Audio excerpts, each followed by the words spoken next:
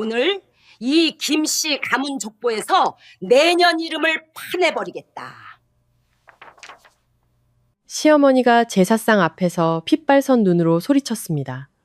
12명의 시댁 식구들은 마치 굶주린 하이에나처럼 저를 둘러싸고 비웃고 있었죠. 아들 못 낳는 죄인, 돈만 많은 싸가지 없는 년. 그것이 지난 5년간 저에게 붙은 꼬리표였습니다. 하지만 그들은 몰랐습니다. 그들이 발 딛고 서 있는 300억짜리 저택이 결혼 전 제가 번 돈으로 산 완벽한 제 명의의 재산이라는 사실을요. 시어머니는 붉은 펜으로 제 이름을 그어버리며 승리의 미소를 지었습니다. 저는 그 모습을 보며 조용히 대답했습니다. 어머니 족보에서 이름 하나 지우는 건 쉽죠. 하지만 잠시 후 이 집에서 12명의 목숨줄이 끊어지는 건 막기 힘드실 겁니다.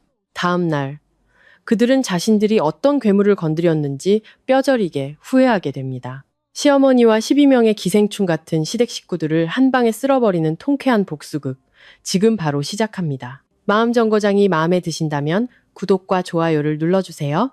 여러분의 응원이 큰 힘이 됩니다. 제사날, 시어머니는 족보에서 제 이름을 파버리겠다고 선언했습니다.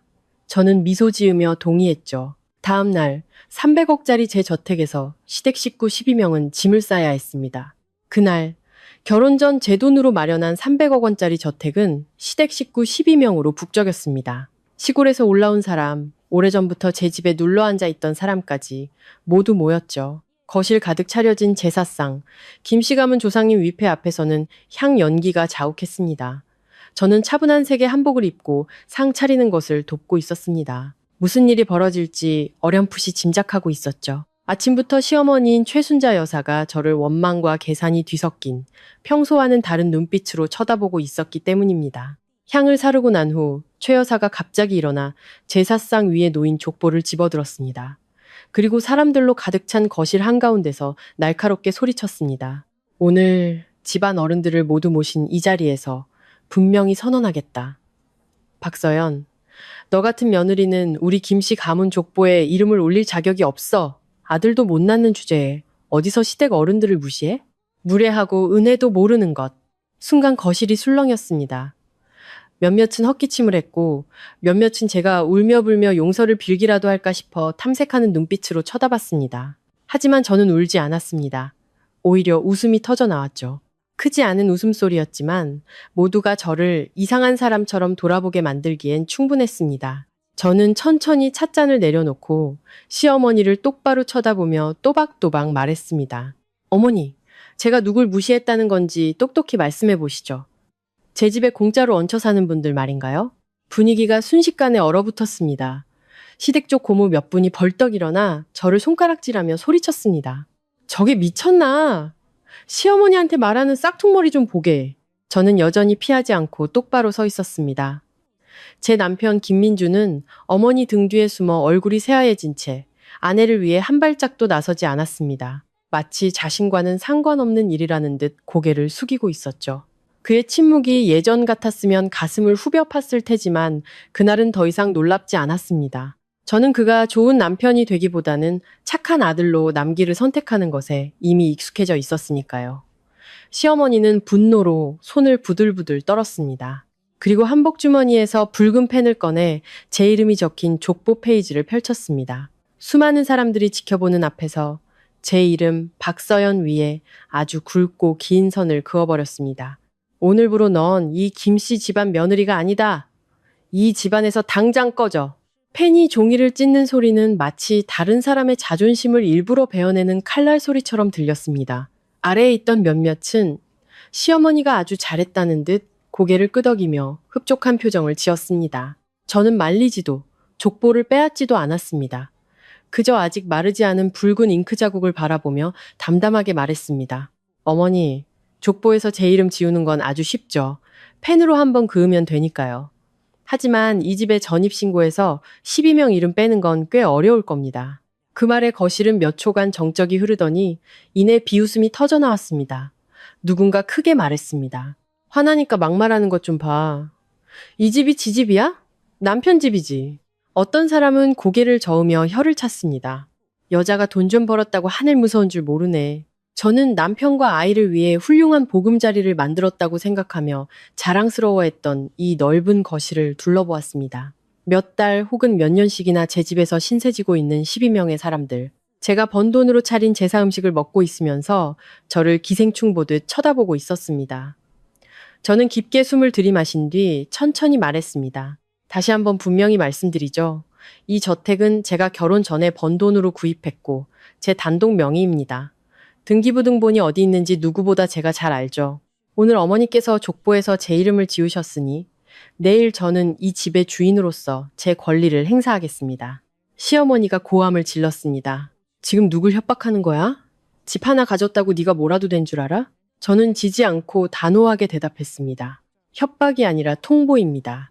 어머니께서 저를 가족으로 생각하지 않으시니 저도 더 이상 남을 부양할 의무가 없습니다. 그제야 남편 민준이 더듬거리며 말했습니다. 서연아, 너무 심하게 말하지 마.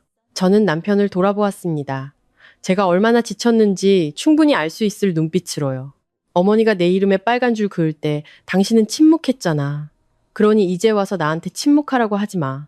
그날 제사는 전례 없이 무거운 분위기 속에서 끝났습니다. 시댁 식구들은 제가 가문에서 쫓겨났고 기댈 곳을 잃었으며 며느리라는 신분을 지키기 위해 결국 굴복할 것이라고 생각했습니다. 하지만 그들은 몰랐습니다. 그날 제가 잃은 것은 오직 가족이라는 환상뿐이었다는 것을요. 이 집과 제 인생, 그리고 제 자존심은 여전히 제 손에 단단히 쥐어져 있었습니다. 그리고 다음날 아침, 저택의 대문이 열렸을 때 그들은 족보에서 이름이 지워지는 것보다 더 무서운 일이 무엇인지 깨닫기 시작했습니다. 나중에 생각해보니 인생의 많은 비극은 정면으로 날아오는 주먹이 아니라 그냥 넘어가자는 말을 너무 많이 반복하는 데서 온다는 것을 깨달았습니다. 저의 첫 번째 실수는 집이 넓으면 따뜻할 것이고 사람이 많으면 즐거울 것이라고 믿었던 것입니다. 결혼 후 저와 민주는 분가했습니다. 저는 인테리어 사업으로 자수성가했기에 돈을 좀 모으자 가족이 편안하게 살 집을 마련해주고 싶다는 단순한 생각뿐이었습니다.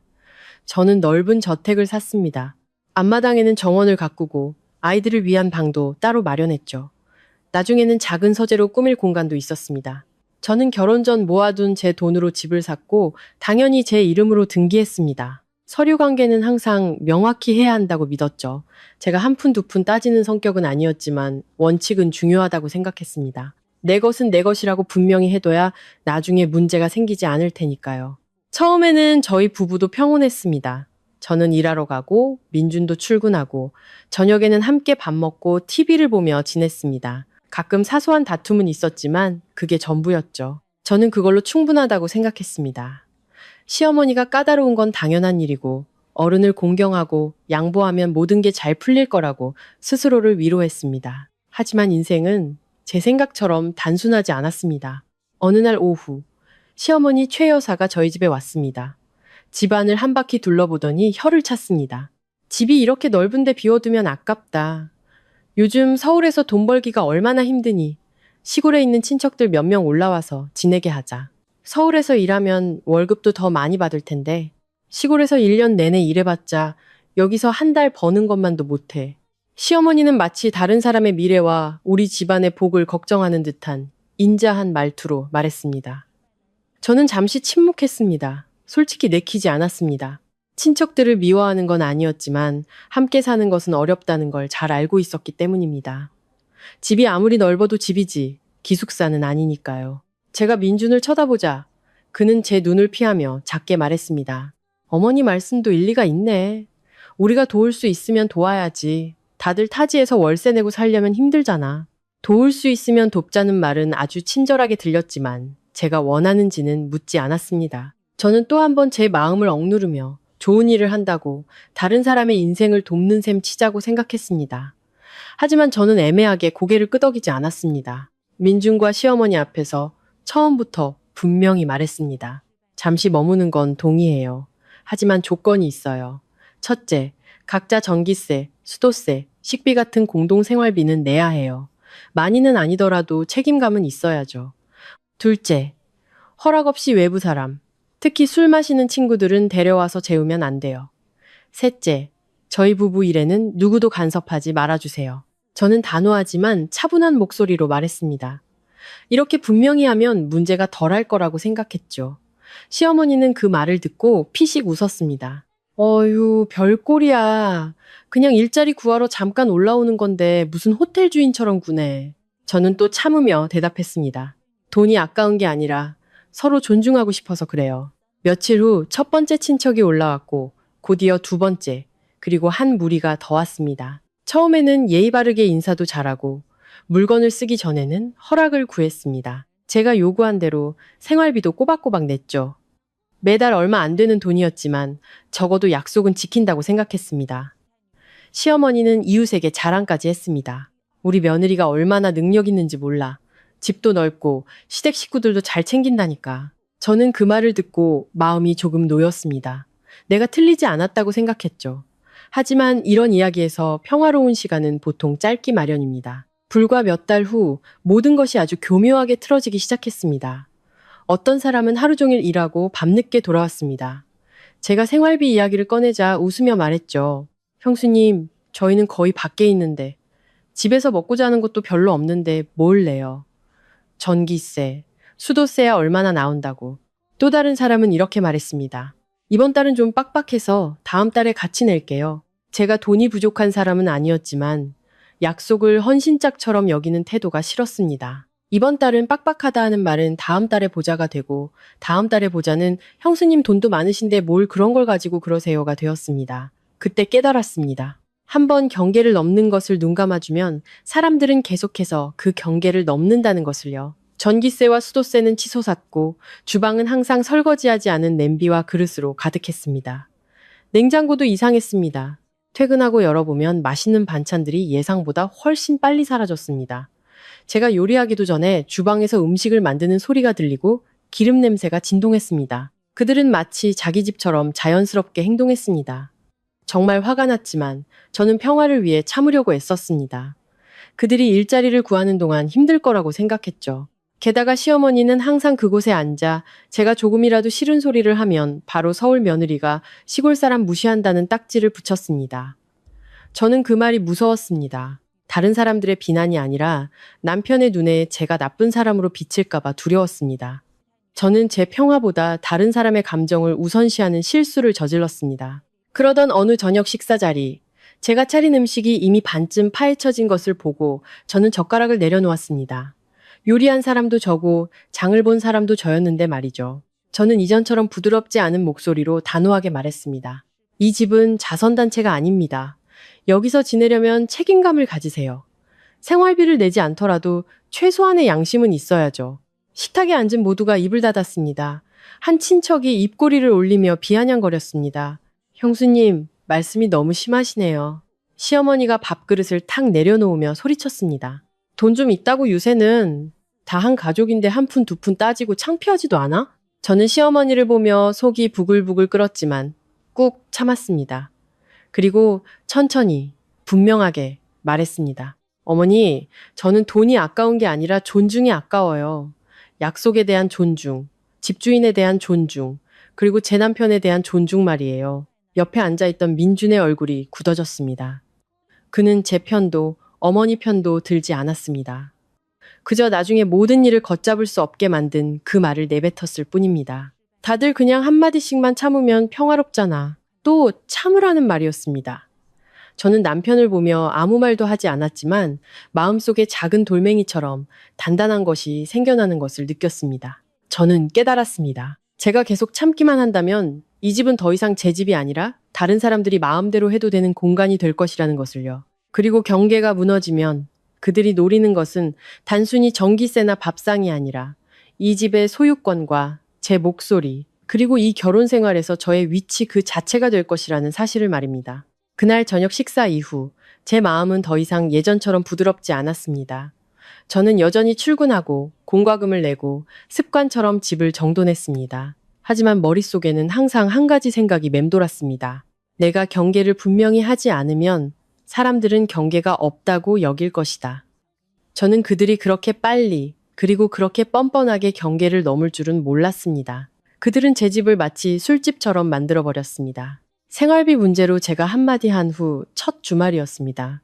저는 고객과 계약을 마무리하느라 늦게 귀가했습니다. 대문을 들어서는 순간 거실에서 시끄러운 웃음소리가 들려왔습니다. 술잔 부딪히는 소리, 맥주와 안주 냄새가 뒤섞여 코를 찔렀습니다. 저는 잠시 그 자리에 멈춰 섰습니다. 제가 새로 산 소파, 갓 광택을 낸 원목 바닥에는 맥주 캔과 담배꽁초, 휴지들이 널브러져 있었고 흙 묻은 신발들이 카펫을 아무렇게나 짓밟고 있었습니다.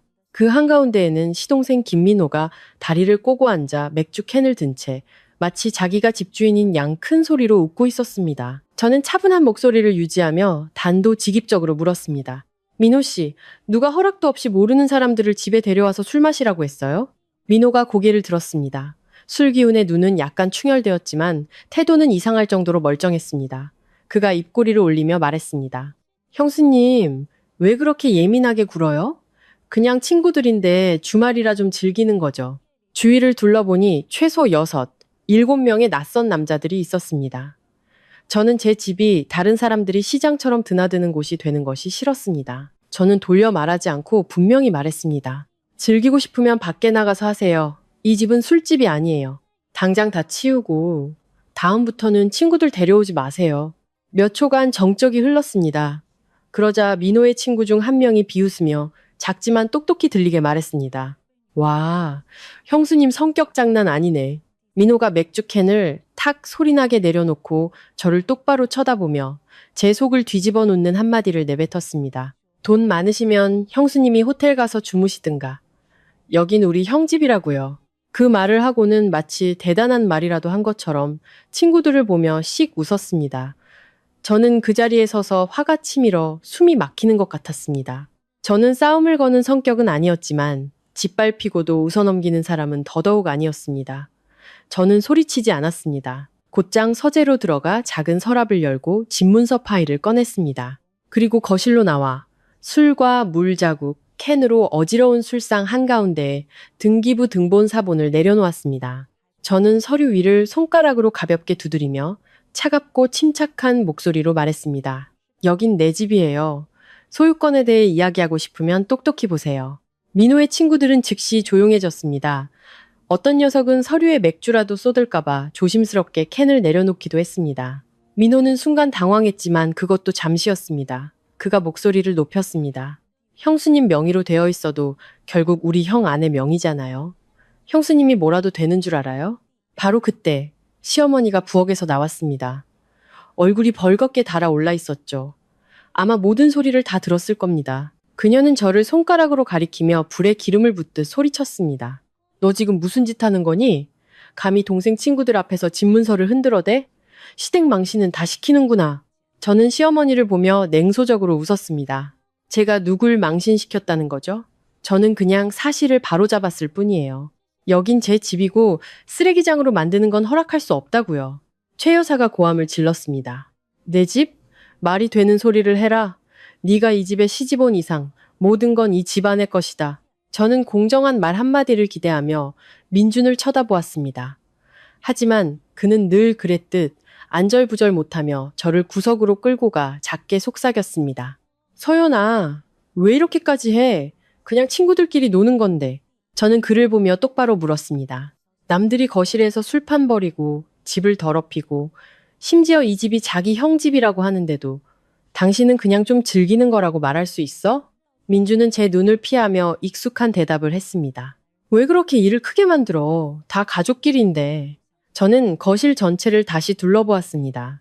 계단과 부엌 구석에서 호기심과 비난이 섞인 눈으로 쳐다보는 친척들의 시선이 느껴졌습니다. 돈 좀 있다고 요새는 여자가 집문서 쥐고 있으면 남편만 고생이지. 같은 수군거림이 똑똑히 들렸습니다.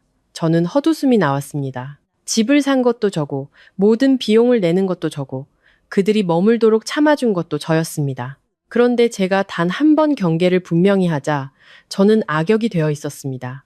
그날 밤 저는 15분 안에 모든 것을 치우고 해산하라고 요구했습니다. 민호는 신경질적으로 의자를 밀치고 친구들을 데리고 나가며 투덜거렸습니다. 진짜 여자들이란. 저는 들었지만 대꾸하지 않았습니다. 거실을 치우는 내내 화가 나서 손이 떨렸습니다. 더러워진 집 때문이 아니라 제 집에서 이방인 취급을 받는 기분 때문이었습니다. 다음 날 아침, 저는 예전에는 꺼려했던 일을 했습니다. 생활비 분담표를 만들었죠. 대충 만든 것이 아니었습니다. 전기, 수도, 인터넷, 청소, 공동식비 등 누가 얼마나 사용하는지에 따라 인원 수대로 나누도록 명확하게 작성했습니다. 저는 표를 인쇄해 식탁 위에 올려놓고 모두 앞에서 단호하게 말했습니다. 이번 달부터 이 집에 사는 사람은 여기에 서명하세요.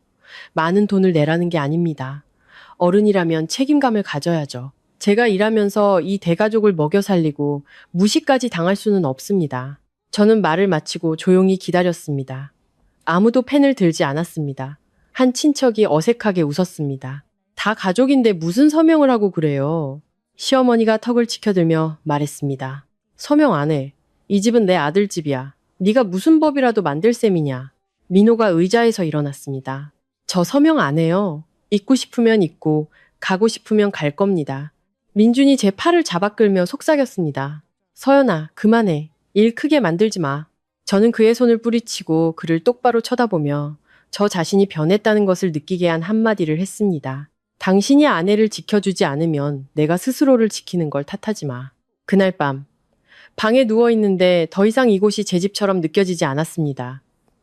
복도를 오가는 발소리, 문이 열리고 닫히는 소리, 수근거리는 소리가 들렸습니다. 그리고 저는 등골이 오싹해질 정도로 한 가지 사실을 분명히 깨달았습니다. 그들은 이곳을 함께 지켜야 할 보금자리로 생각하지 않았습니다. 그들은 이곳을 먹잇감으로 여겼습니다. 목소리 큰 사람이 차지하고 뻔뻔한 사람이 이기는 곳으로요. 제가 계속 평화를 위해 참는다면 머지않아 저는 제가 만든 바로 그 집에서 쫓겨나게 될 것이었습니다. 생활비 분담표를 식탁에 올려놓았지만 아무도 서명하지 않는 것을 보고 저는 한 가지를 확실히 깨달았습니다. 얹혀 사는 문제는 이미 변질되었다는 것을요. 이제 이건 전기세나 수도세의 문제가 아니라 권력의 문제였습니다. 누가 이 집에서 발언권을 가질 것인가? 누가 명령을 내릴 권리가 있는가? 누가 이 저택을 자신의 것처럼 여길 권리가 있는가? 그리고 저는 점점 보이지 않는 손이 저를 제자리에서 밀어내고 있다는 느낌을 받았습니다. 어느 날 오후 약속이 취소되어 일찍 퇴근했습니다. 문을 열고 들어서자 부엌에서 수근거리는 소리가 들렸습니다. 저는 누군가를 부르려다 시어머니의 목소리를 똑똑히 듣고 멈칫했습니다. 최 여사는 마치 시장에서 나물값을 흥정하듯 아주 자연스럽게 말하고 있었습니다. 어떻게든 저 집을 민준이 명의로 돌려놔야 해. 여자가 돈을 쥐고 있으면 위험해. 언제 돌변할지 모른다고. 다른 여자의 목소리가 들렸습니다. 아마 새로 올라온 고모인 듯 했습니다. 맞아요, 형님. 계속 저 애 명의로 두면 우리가 언제까지 눈치 보며 살겠어요. 나중에 쫓아내면 그만이라고요. 시어머니가 흥 소리를 냈습니다. 날 쫓아내면 내가 가만히 있나? 동네방네 망신을 줘야지. 하지만 가장 좋은 건 아들 손에 집을 쥐어주는 거야. 결혼했으니 아내 것도 남편 거지. 저는 문 뒤에 서서 가방끈을 하얗게 될 때까지 꽉 쥐었습니다. 머릿속에는 더 이상 사소한 분노가 아니었습니다. 등골이 서늘해지는 느낌이었습니다. 결국 집이 넓어서 아깝다. 친척들을 돕는 게 복이다 같은 말들은 이 집을 차지하려는 목표를 감추기 위한 거칠애에 불과했던 것입니다. 저는 깊게 숨을 들이마시고 밖으로 나가지 않았습니다. 저는 그 말을 듣고 뛰쳐나가 소리치는 타입이 아니었습니다. 서류 문제가 걸리면 감정이 아니라 법대로 침착하게 대응해야 한다는 것을 알았기 때문입니다. 그날 밤 저는 서재문을 잠그고 부동산 서류가 있는 서랍을 열어 모든 문서를 하나하나 확인했습니다. 등기부 등본, 매매 계약서, 대금 납부 영수증, 결혼 전 자금 출처 증빙 서류까지 모든 것을 깔끔하게 정리했습니다. 다음 날 아침 저는 모든 서류를 복사해 두부를 만들고 각각 다른 곳에 보관했습니다. 사진을 찍어 휴대폰에 저장하고 친한 친구에게도 한 부를 맡겼습니다. 저는 이 사실을 집안 누구에게도 알리지 않았습니다. 그저 조용히 보이지 않는 울타리를 쳤습니다. 그들이 넘으려고 할 때 머리를 부딪히게 만들 울타리를요. 하지만 제 예상대로 무언가를 노리는 사람들은 말로만 그치지 않았습니다. 불과 며칠 후 민준의 태도가 바뀌었습니다. 그는 더 이상 그냥 넘어가자는 식이 아니라 이상할 정도로 다정하게 굴기 시작했습니다. 그날 밤 그는 제게 물을 따라주고 옆에 앉아 작게 속삭였습니다. 서연아, 우리 이제 부부인데 집 명의를 공동으로 하는 게 마음 편하지 않을까? 집은 우리 공동의 공간이잖아. 당신 혼자 명의로 되어 있으니 나도 좀 서운해. 저는 고개를 들어 그를 보았습니다. 그의 눈에는 애정보다는 저를 떠보려는 의도가 담겨 있었습니다. 그가 제 마음이 어디까지 약해지는지 시험하고 있다는 것을 알았죠. 저는 물컵을 내려놓고 돌려 말하지 않고 물었습니다. 당신, 나를 사랑해서 결혼한 거야? 아니면 이 집 때문에 결혼한 거야? 민주는 흠칫하며 얼굴색이 변하더니 이내 화를 냈습니다. 무슨 말을 그렇게 해? 당신은 항상 우리 가족을 나쁘게만 생각해. 부부 사이에 그런 의심을 하면 어떻게 살아? 저는 냉소적으로 웃었습니다. 그런 식으로 화제를 돌리고 덮어씌우는 방식, 이제는 익숙했습니다. 저는 또박또박 말했습니다. 당신이 정말 부부의 정 때문에 공동 명의를 원했다면 왜 처음부터 나한테 묻지 않았어? 왜 어머니가 뒤에서 친척들과 명의 이전 이야기를 하게 내버려뒀냐고. 민준이 벌떡 일어났습니다. 엿들었어? 당신 정말 무서운 사람이구나. 저도 일어섰습니다. 엿들은 게 아니에요. 내 집에서 들었을 뿐이지. 정말 무서운 건 달콤한 말과 비겁한 수로 남의 집을 가지려는 하는 사람들이죠. 민준이 소리쳤습니다. 당신 지금 의심이 너무 지나쳐. 저는 그의 눈을 똑바로 쳐다보며 나중에 시댁 식구들을 분노하게 만든 한마디를 했습니다. 내가 의심하는 건 잃을 게 있기 때문이에요. 당신들은 뭘 가지고 있는데요? 그 말은 무거운 돌처럼 내려앉았습니다. 민주는 할 말을 잃었습니다. 그들이 바로 제가 만든 것들 위에서 살고 있다는 사실에 반박할 수 없었기 때문입니다. 그날 이후로 집안 분위기는 완전히 깨져버렸습니다. 식사 자리에서는 더 이상 즐거운 척하는 연기도 없었습니다. 친척들은 노골적으로 저를 무시하기 시작했습니다. 제가 지나가면 입을 닫았고 제가 부엌에 들어서면 누군가 턱을 치켜들며 비아냥거렸습니다. 돈 많으면 사람 쓰지. 왜 직접 나서서 고생이래? 어떤 사람은 일부러 그릇을 어지럽게 널어놓으며 저를 시험했습니다. 제가 한마디 하면 비웃었죠. 못 참겠으면 형수님이 나가서 따로 살면 되잖아요. 저는 그 말을 듣고 씁쓸한 웃음이 나왔습니다. 제 집인데 저보고 나가라니. 시어머니는 새로운 전략으로 저를 압박하기 시작했습니다. 가문의 명예를 들먹였죠. 친한 친척들을 거실에 모아놓고 며느리의 도리에 대해 일부러 큰 소리로 떠들었습니다. 며느리가 자기 재산을 따로 챙기면 그 집안은 오래 못 가. 여자가 돈이 많으면 시댁을 무시하기 마련이야. 재산은 아들 손에 있어야지. 여자한테 맡기면 집안 망한다. 저는 그 말을 들으며 일일이 반박하지 않았습니다. 하지만 한마디 한마디 기억했습니다. 그들이 이 집 안에서 저를 나쁜 사람으로 만들기 위해 여론을 형성하고 있다는 것을 알았기 때문입니다. 정점은 어느 저녁 식사 자리였습니다. 시어머니가 젓가락을 내려놓고 저를 똑바로 쳐다보며 판결을 내리듯 말했습니다. 이 집은 결국 내 손자에게 돌아가야 할 집이다. 내 명의로 되어 있다고 해서 네 것이 될 거라고 생각하지 마라. 식탁은 조용해졌습니다. 친척들은 제가 입을 다물기를 기다렸습니다. 민주는 또 고개를 숙였습니다. 저는 고개를 들고 피하지 않으며 간결하지만 날카롭게 대답했습니다. 손자 낳으면 그때 가서 생각하시죠. 지금은 이 집 제 겁니다. 시어머니가 쾅 소리나게 상을 쳤습니다. 이 버르장머리 없는 것, 감히 시어머니한테 그따위로 말대꾸를 해? 저는 시어머니를 보며 차분하지만 단호하게 말했습니다. 버릇없는 게 아니라 사실을 말씀드리는 겁니다. 저는 누구의 것도 빼앗지 않았고 제 것을 빼앗기지도 않을 겁니다. 그날 이후 저는 포위된 채 살고 있다는 느낌을 받았습니다. 칼과 총이 아닌 눈빛과 말, 억압과 서서히 드러나는 음모에 의한 포위였습니다. 저는 여전히 출근하고 집안을 돌봤지만 마음속에서는 더 이상 화목을 위한 노력이 아니라 스스로를 구하기 위한 준비로 바뀌어 있었습니다. 그리고 저는 어떻게든 명의를 이전해야 한다는 말이 나온 이상 다음 단계는 더 이상 제한이 아닐 것이라는 것을 알았습니다. 그것은 진짜 행동으로 이어질 것이었습니다. 저는 언젠가 시댁 식구들이 친척들 앞에서 저를 심판하는 연극을 벌일 것이라고 예상하고 있었습니다. 다만 그들이 제사를 핑계로 바로 제 저택 안에서 그렇게 뻔뻔하게 일을 벌일 줄은 몰랐습니다. 하지만 그날 덕분에 저는 단호해질 수 있었습니다. 사람들이 조상님 위패 앞에서까지 저를 끌어내 망신을 준다면 더 이상 예의를 차릴 필요가 없었습니다. 그저 명확하게 행동하면 될 뿐이었습니다. 그의 제사날, 시어머니는 마치 자신이 집주인인 양 모든 것을 주도했습니다. 아침 일찍부터 사람들을 이리저리 부리고 계속 전화를 걸며 목소리를 높였습니다. 다들 빠짐없이 와야 해. 제사에 빠지는 건 불효야. 저는 그 말을 들으며 속으로 냉소했습니다.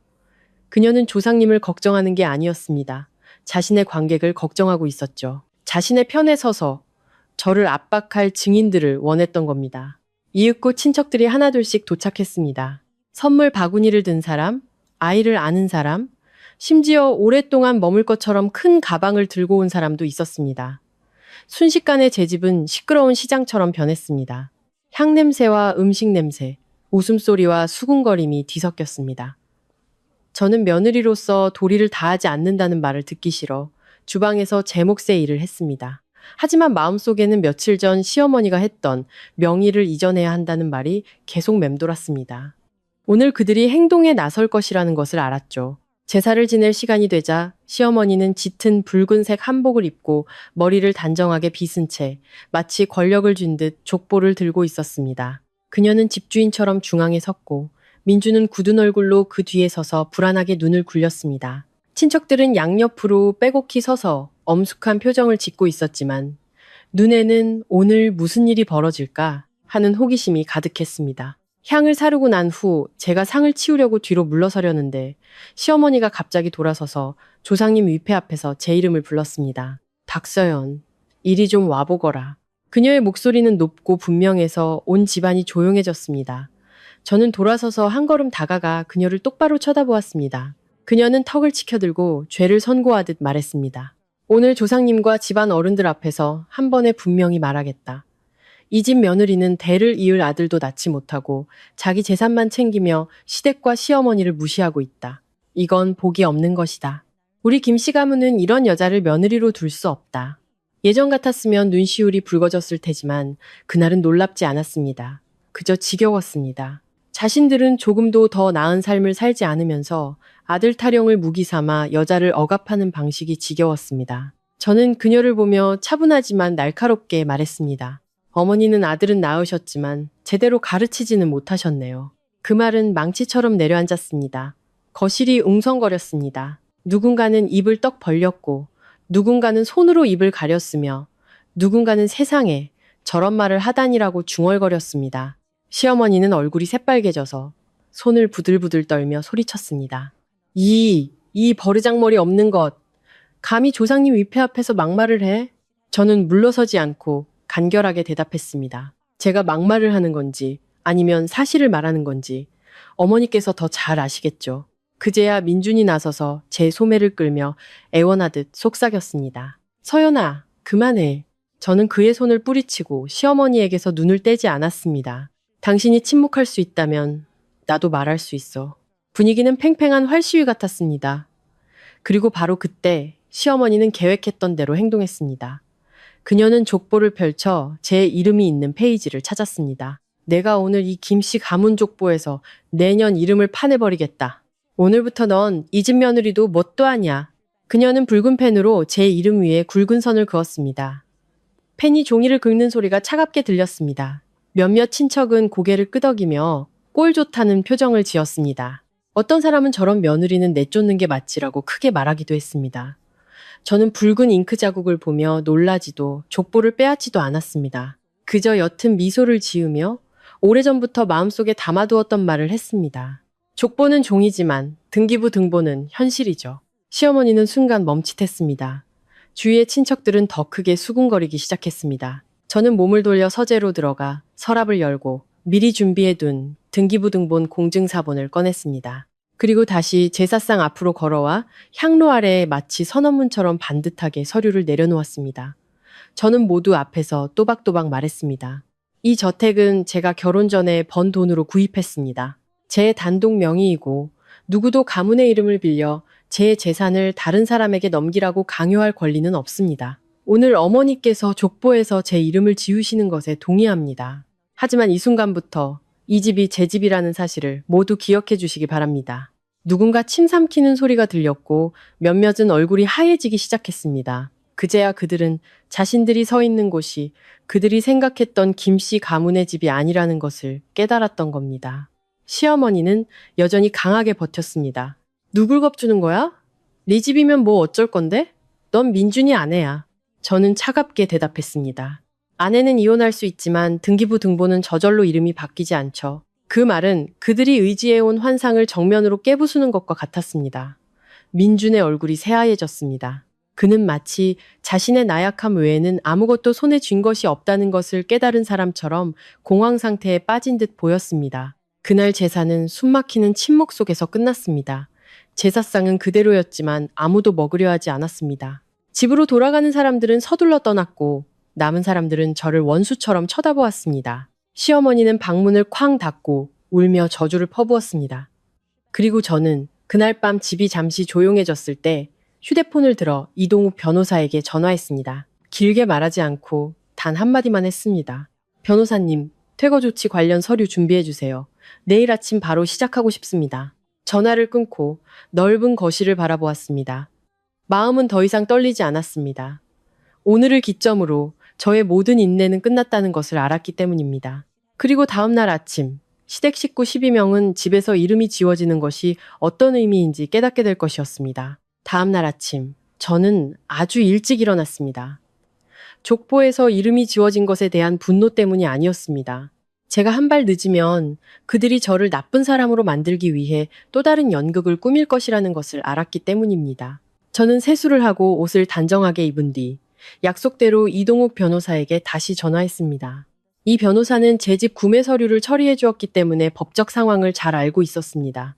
그는 전화를 받자마자 물었습니다. 박서연 대표님, 확실하신 거죠? 이건 정말 큰 충돌이 될 겁니다. 저는 단호하게 대답했습니다. 네, 퇴거 통보서 준비해 주세요. 장난 아닙니다. 법적으로 명확하고 그들이 트집 잡을 수 없게 처리하고 싶습니다. 정오가 되기 전 이 변호사는 통보서 초안과 절차 안내서를 보내왔습니다. 저는 한 줄 한 줄 꼼꼼히 읽었습니다. 악의적으로 보일 수 있는 문장은 하나도 원치 않았습니다.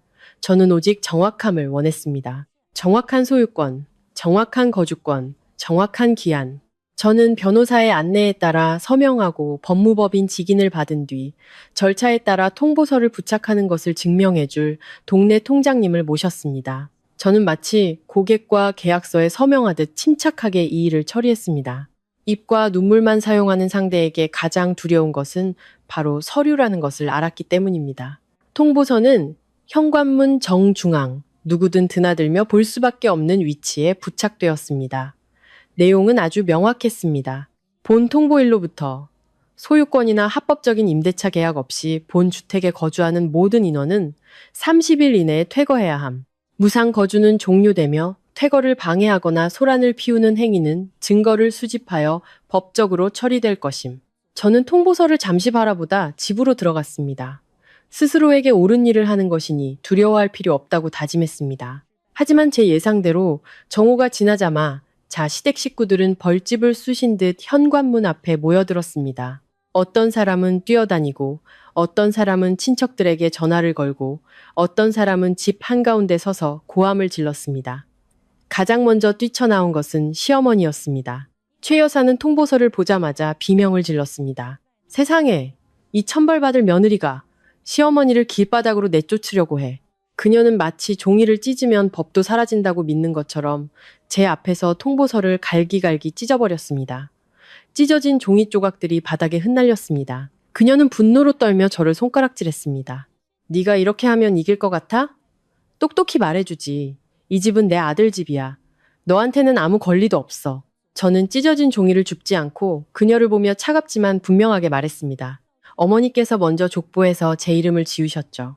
저는 그저 이 집에서 어머님 이름을 지우는 것뿐입니다. 그녀는 제가 그런 식으로 맞받아칠 줄은 몰랐다는 듯 눈을 동그랗게 떴습니다. 근처에 있던 한 고모가 끼어들었습니다. 서연아, 그렇게 하면 벌받아. 남들이 다 욕한다고. 저는 그 고모를 보며 단호하게 말했습니다. 고모님, 여기서 얼마나 지내셨죠? 생활비는 한 번이라도 내셨나요? 제가 벌받을 짓을 했다고 하시기 전에 얹혀 살면서 집주인 행세하는 건 무슨 복을 받을 짓인지부터 알려주시죠. 분위기가 순간 싸늘해졌습니다. 사람들은 서로 눈치를 보기 시작했습니다. 어떤 사람은 침묵했고 어떤 사람은 고개를 숙였습니다. 그들도 처음에는 일자리를 구하고 월세를 아끼기 위해 이곳에 왔다는 사실에 양심의 가책을 느꼈을 겁니다. 하지만 시어머니는 누구도 물러서는 것을 용납하지 않았습니다. 최 여사가 온 식구들을 향해 소리쳤습니다. 아무도 못 가! 여기서 나가는 놈은 조상을 배신하는 거야. 이 집은 내 아들 집이니 있고 싶은 사람은 계속 있어. 시동생 민호가 분노에 찬 목소리로 거들었습니다. 맞아요. 정 안 되면 경찰 불러서 누가 누구를 쫓아내는지 한번 해보죠. 저는 그 광경을 보며 헛웃음이 나왔습니다. 사람들은 체면을 잃으면 이성을 잃는다고들 하죠. 하지만 시댁 식구들은 체면뿐만 아니라 오랫동안 의지해온 내 집인 양편히 살 권리를 잃어가고 있었습니다. 저는 더 이상 도리에 대해 논쟁하지 않았습니다. 빼앗으려는 자들에게 도리란 사기를 치기 위한 겉옷에 불과하다는 것을 이미 잘 알고 있었기 때문입니다. 저는 거실 한가운데로 걸어가 큰 소리로 외쳤습니다. 김민준 씨, 이리 좀 나와보세요. 민준이 방에서 나왔습니다. 얼굴이 새아존죠. 그는 저와 어머니, 그리고 친척들을 번갈아 보며 마치 양쪽에서 잡아당기는 밧줄 한가운데 선 사람 같았습니다. 저는 문 쪽을 가리키며 모두가 들을 수 있도록 단도직입적으로 물었습니다. 똑바로 말해요. 이 집 누구 명의예요? 민준이 입술을 달싹이며 눈을 피했습니다. 그가 더듬거렸습니다. 서연아, 우리 집이잖아. 저는 그가 도망칠 틈을 주지 않고 말을 끊었습니다. 우리 집은 없어. 누구 명의냐고 물었어. 등기부 등본에 누구 이름이 적혀 있냐고. 온 집안이 숨을 죽였습니다. 시어머니는 마치 민준이 자신을 구하기 위해 거짓말이라도 해주길 바라는 듯 숨을 참았습니다. 하지만 민준은 감히 그러지 못했습니다. 그는 고개를 숙이고 아주 작은 목소리로 대답했습니다. 당신 이름. 단 두 글자였지만 그것은 온 가족의 환상을 깨부수는 따귀와 같았습니다. 한 친척이 아 하는 작은 탄성을 내뱉었습니다. 마치 방금 깨달았다는 듯이요. 어떤 사람은 즉시 시어머니를 다른 눈빛으로 쳐다보기 시작했습니다. 더 이상 처음처럼 확신에 찬 눈빛이 아니었죠. 저는 그들의 견고했던 오만의 벽에 균열이 가는 것을 똑똑히 보았습니다. 시어머니는 정말로 당황했습니다. 그녀는 민준에게 으르렁거렸습니다.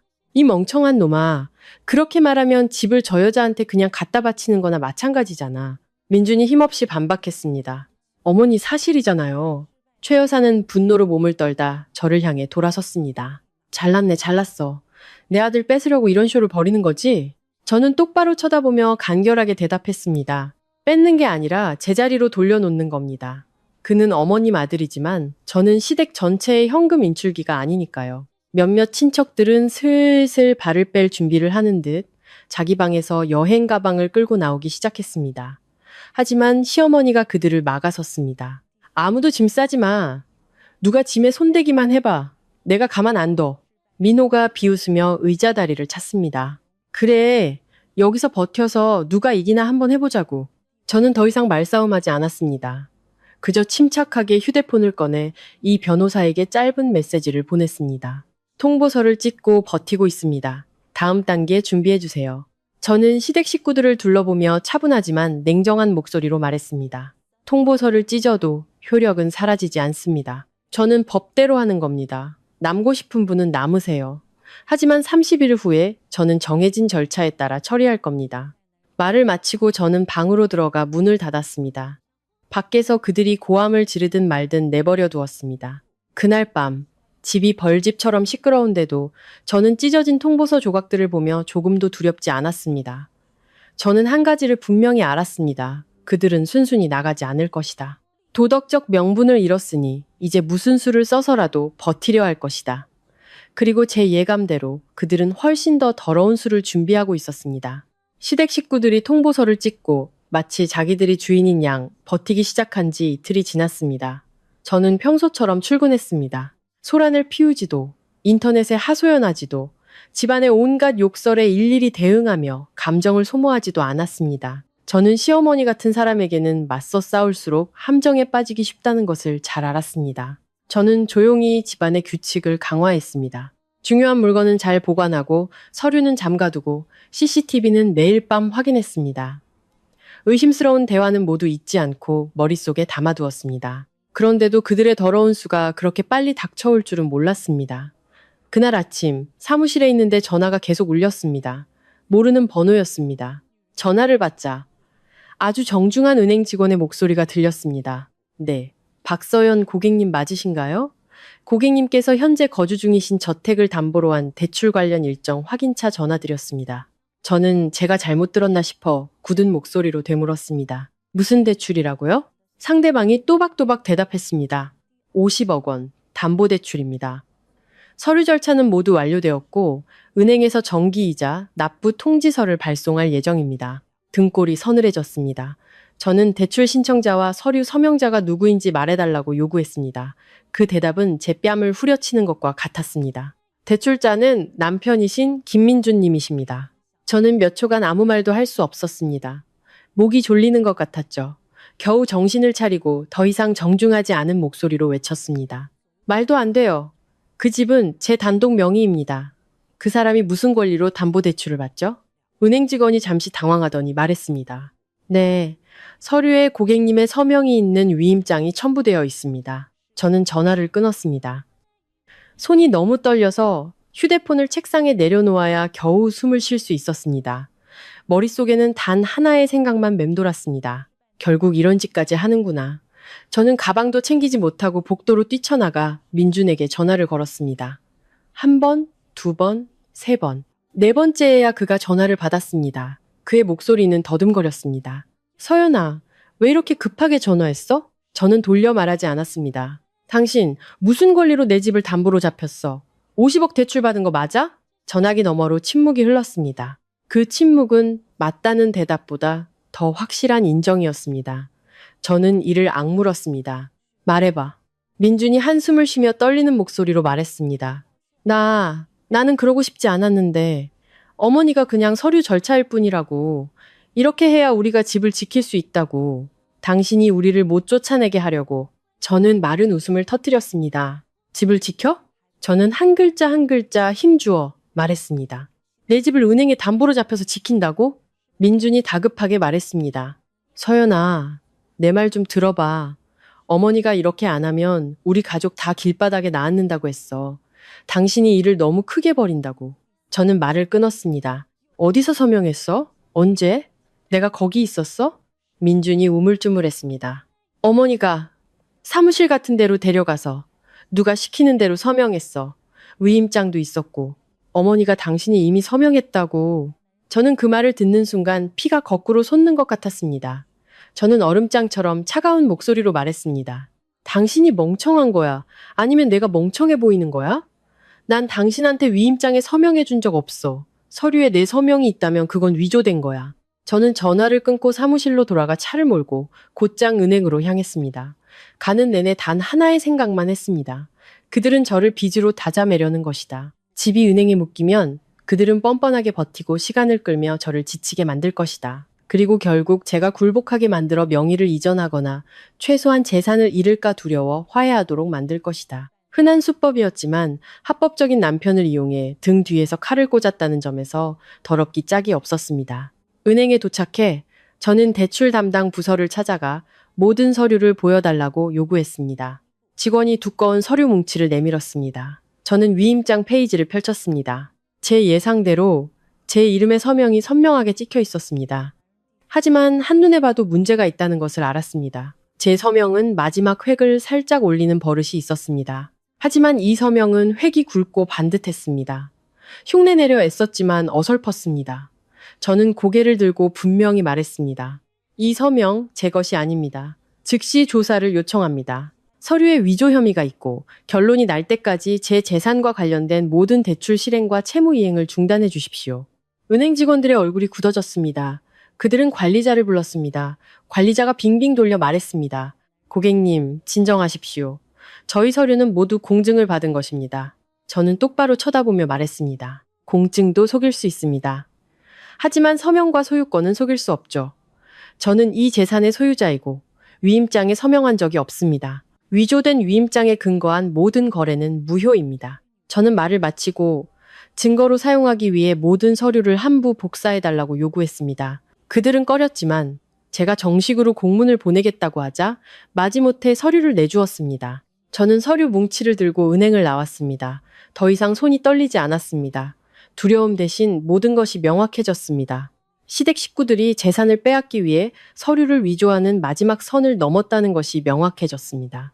그들이 그런 짓까지 저질렀다면 더 이상 평화를 위한 인내 같은 것은 존재할 수 없었습니다. 집에 돌아오자 시어머니는 마치 승리를 거둔 사람처럼 거실에서 저를 기다리고 있었습니다. 최 여사가 비웃으며 태연하게 말했습니다. 어때? 은행에서 전화 받았나 보지? 이제 이 집은 은행 빚이 있는 집이야. 네가 누굴 쫓아낼 수 있겠어? 저는 그녀를 똑바로 쳐다보며 심지어 고개를 살짝 끄덕여주기까지 했습니다. 그녀는 제가 약해져서 울기라도 할 줄 알았겠지만 저는 아주 천천히 또박또박 못을 박듯 말했습니다. 감사해요, 어머니. 덕분에 이 문제를 법정으로 가져갈 더 확실한 이유가 생겼네요. 시어머니가 흠칫했습니다. 근처에 서 있던 민호가 벌떡 일어나 소리쳤습니다. 지금 누굴 협박하는 거예요? 우리 형이 서명했는데 형수님이 누굴 고소해요? 저는 그를 보며 간결하게 대답했습니다. 사문서 위조, 사기, 그리고 재산권 침해로 고소할 겁니다. 남편이 잘못 서명했으니 그가 책임져야죠. 그리고 그를 부추긴 사람은 더더욱 빠져나갈 수 없을 겁니다. 민준이 방에서 나왔습니다. 얼굴이 피가 다 빠져나간 사람처럼 새하졌습니다. 그가 저를 보며 입술을 떨었습니다. 서연아, 제발 그러지 마. 저는 그를 오래 쳐다보지 않았습니다.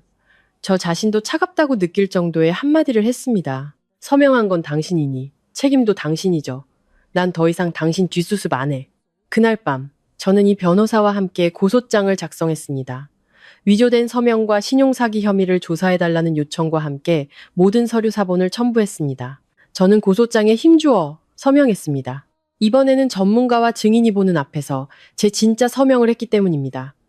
펜을 내려놓으며 저는 단 하나의 생각만 했습니다. 그들은 제가 집을 잃을까봐 두려워할 것이라고 생각했겠지. 그들은 몰랐을 것이다.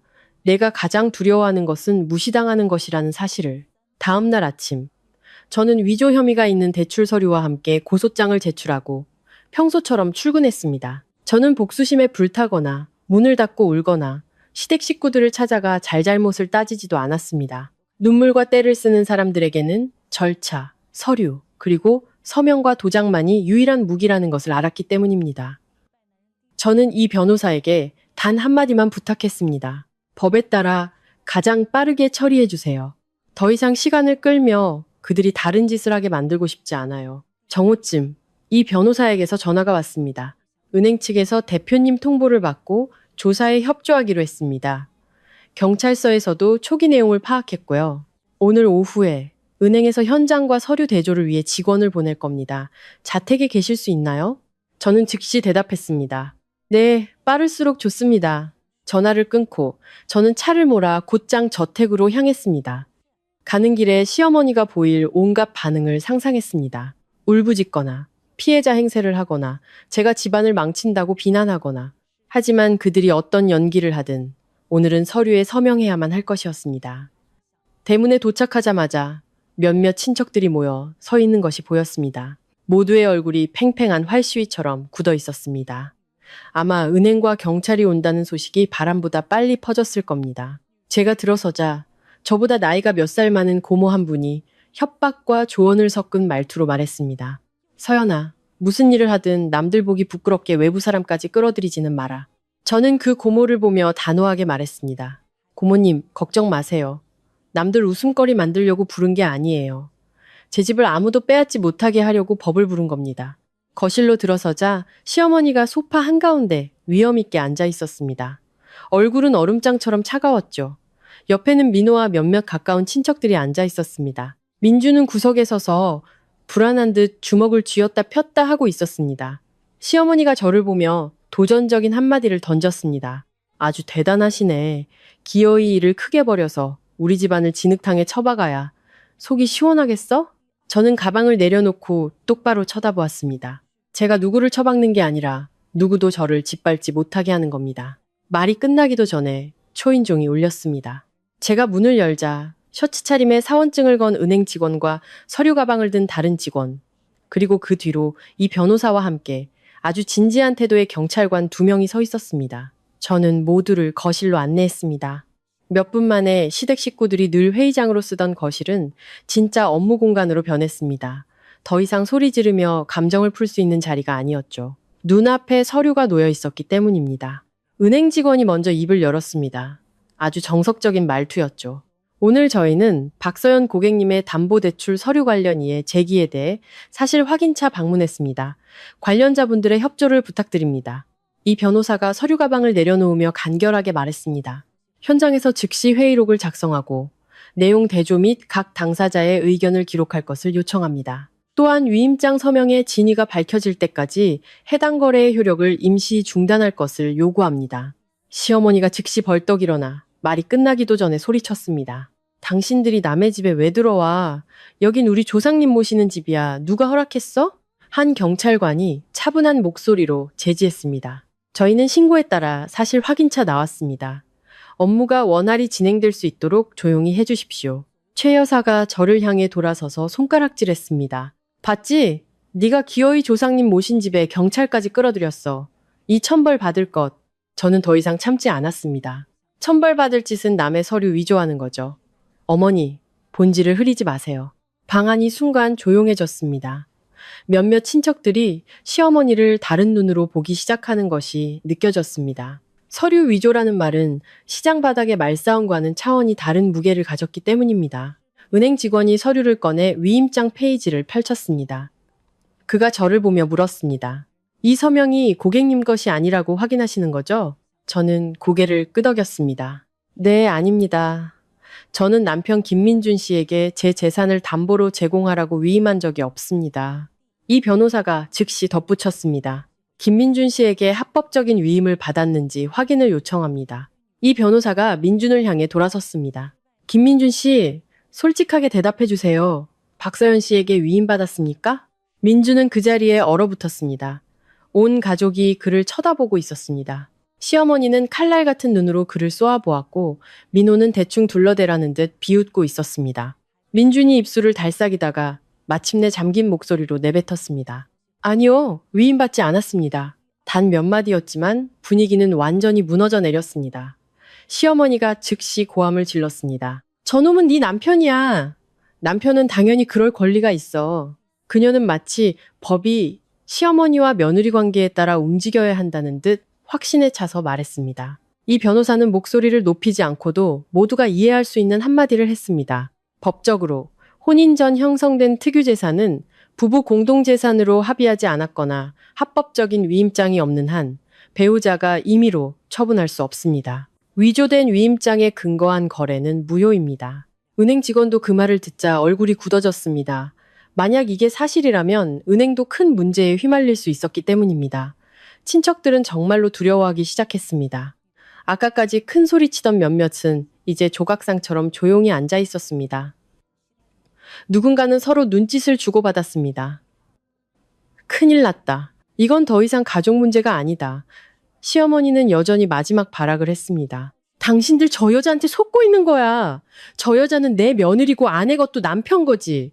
우리가 이 집에서 몇 년을 살았는데. 저는 시어머니를 보며 많은 말을 하지 않았습니다. 핵심만 짚었죠. 몇 년을 살았다고 해서 빼앗을 권리가 생기는 건 아닙니다. 저는 경찰관을 향해 돌아섰습니다. 제가 위임장에 서명하지 않았고 남편 김민준 씨가 위임받지 않았음을 인정했으며 서류에 위조 혐의가 있다는 사실을 지금 즉시 회의록에 기록해 주십시오. 또한 이들이 이전에 퇴거 통보서를 찢고 의도적으로 버티며 압력을 가한 행위도 명시해 주십시오. 경찰관이 고개를 끄덕이고 수첩을 꺼내 기록하기 시작했습니다. 은행 직원도 업무 내용을 확인하고 조사가 끝날 때까지 대출 절차를 임시 중단하겠다고 서명했습니다. 시어머니는 그때서야 정말로 얼굴이 하얘졌습니다. 그녀는 더 이상 처음처럼 소리 지를 수 없었습니다. 소리 지를수록 자신의 죄만 드러날 뿐이었으니까요. 그녀는 민준을 잡아먹을 듯이 쳐다보았습니다. 너 지금 무슨 소리를 한 거야? 이 어미를 죽이려고 작정했어? 민준이 갑자기 반박했습니다. 제가 평생 처음 보는 그가 감히 정면으로 맞서는 모습이었습니다. 어머니가 그냥 절차일 뿐이라고 했잖아요. 빨리 서명하라고 하셨잖아요. 서명이 위조됐다는 말은 안 하셨잖아요. 그 말은 모든 연극에 막을 내리는 칼날과 같았습니다. 아무도 더 이상 아무 말도 할 수 없었습니다. 회의록 작성이 끝나고 각자 서명했습니다. 저는 힘주어 서명했습니다. 이 변호사, 은행 대표, 경찰관이 서명했고 민주는 떨리는 손으로 서명했습니다. 시어머니는 서명하지 않으려 했지만 경찰관이 동의하지 않는다는 의견을 적을 수는 있지만 회의록은 실제 상황에 따라 작성된다고 하자 마지못해 서명했습니다. 기운이 다 빠진 사람처럼 얼굴이 새하얘져서요. 그들이 돌아갈 때 은행 직원이 제게 한 말이 똑똑히 기억납니다. 보고 후 결론이 날 때까지 모든 대출 절차를 중단하겠습니다. 안심하십시오. 저는 고개를 끄덕였습니다. 의례적인 감사가 아니었습니다. 저는 단 한 가지를 느꼈습니다. 처음으로 시댁 식구들이 더 이상 비웃지 못한다는 것을. 처음으로 그들의 더러운 수작이 법이라는 경계를 건드렸다는 것을. 그리고 처음으로 시어머니의 눈에 제가 더 이상 만만한 며느리가 아니라는 사실을 말입니다. 은행, 변호사, 그리고 경찰이 다녀간 후 집은 이상한 침묵에 빠졌습니다. 평화로운 고요함이 아니라 분노와 두려움, 그리고 계산이 뒤섞인 침묵이었습니다. 시어머니는 더 이상 거실에서 고함을 지르지 않았습니다. 저를 보고도 못 본 척 지나갔습니다. 친척들도 마찬가지였습니다. 저를 보면 피했고 자기들끼리 이야기할 때는 제가 들을까봐 목소리를 낮췄습니다. 민주는 완전히 말이 없어졌습니다. 어느 편에도 서지 못하고 질문을 피하기 위해 침묵을 선택한 사람처럼 보였습니다. 저도 먼저 말을 걸지 않았습니다. 이제 말싸움은 아무 소용없다는 것을 알았기 때문입니다. 제가 해야 할 일은 집을 지키고 증거를 확보하고 냉정을 유지하는 것이었습니다. 저는 기술자를 불러 집안의 모든 CCTV를 다시 점검하고 이전에 사각지대였던 곳에 몇 개를 더 설치했습니다. 2층 복도, 서재문, 서류 보관함 주변, 그리고 차고 출입구까지요. 저는 몰래 하지 않았습니다. 모두 앞에서 분명히 말했습니다. 제 집이고 제 재산을 지키기 위해 CCTV를 설치하는 겁니다. 떳떳한 사람은 신경 쓸 필요 없겠죠. 시어머니는 그 말을 듣고 흥 소리를 냈지만 더 이상 아무 말도 하지 못했습니다. 이제 무슨 말을 하든 자신에게 불리하게 작용할 수 있다는 것을 알았기 때문입니다. 그 후 며칠 동안 저는 더 일찍 퇴근하고 집을 비우는 시간을 줄였습니다. 외출할 때는 서재문을 항상 잠갔고 중요한 서류는 한 곳에 두지 않았습니다. 의심 많은 사람처럼 살고 싶지는 않았지만 그들이 제게 가르쳐준 교훈이었습니다. 믿음을 잘못된 곳에 두면 그것이 올가미가 되어 돌아온다는 것을요. 저녁에는 딸아이에게 밥을 해주고 집을 청소했지만 더 이상 이곳이 따뜻한 보금자리처럼 느껴지지 않았습니다. 조용한 전쟁터 같았습니다. 모두가 공격할 기회를 엿보는 곳, 그리고 그 기회는 어느 늦은 밤에 찾아왔습니다.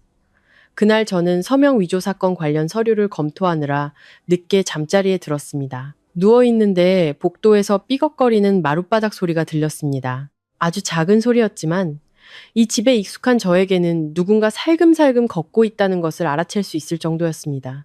저는 바로 일어나지 않았습니다. 휴대폰을 켜 CCTV 앱을 확인했습니다. 화면에는 2층 복도 모습이 보였습니다. 한 그림자가 제 서재문에 바싹 붙어 열쇠를 찾듯 뒤적거리고 있었습니다. 화면을 확대하자 오래 볼 필요도 없이 시동생 민호라는 것을 알았습니다. 심장이 쿵쾅거렸지만 당황하지 않았습니다. 저는 조용히 아래층으로 내려가 계단 밑에 서서 위를 올려다보았습니다. 그 순간 민호가 어떻게든 서재문을 열고 안으로 들어갔습니다. 저는 주먹을 꽉 쥐고 재빨리 다가가 거실 조명 스위치를 켜고 출구를 막아섰습니다. 민호가 밖으로 나왔을 때 그는 저를 보고 깜짝 놀라 얼굴이 하얘졌다가 이내 뻔뻔한 표정을 지었습니다. 형수님, 사람 놀라게 왜 그래요? 저는 그를 똑바로 쳐다보며 차분하게 말했습니다. 가져가고 싶은 게 있으면 말로 해요. 도둑질하지 말고. 민호의 얼굴이 붉어지며 목소리를 높였습니다. 지금 저를 도둑으로 보는 거예요? 저는 목소리를 높이지 않고 아프지만 정확한 한마디를 했습니다. 나는 당신들을 자존심 없는 사람으로 봐요. 민호는 약점을 찔린 듯 한 걸음 다가왔습니다. 형수님이 뭔데? 집 하나 가졌다고 유세는. 저는 고개를 끄덕이며 천장에 달린 작은 빨간 불빛에 CCTV를 가리켰습니다. 나는 이 집 주인이고 CCTV가 다 녹화하고 있어. 민호는 멈칫했습니다. 그는 위를 쳐다보며 눈을 깜빡였습니다. 저는 그가 화제를 돌릴 틈을 주지 않고 계속 물었습니다. 내 서재에 왜 들어갔어? 무슨 서류 찾으려고? 민호가 우물쭈물하다가 갑자기 말을 바꿨습니다. 아, 그 식당 계약서요. 형수님이 가지고 있던 거. 누가 형수님 집 문서에 관심이나 있대요? 저는 냉소적으로 웃었습니다. 식당 계약서는 부엌 선반 위봉투에 있어. 굳이 서재 문 따고 들어갈 필요 없었을 텐데.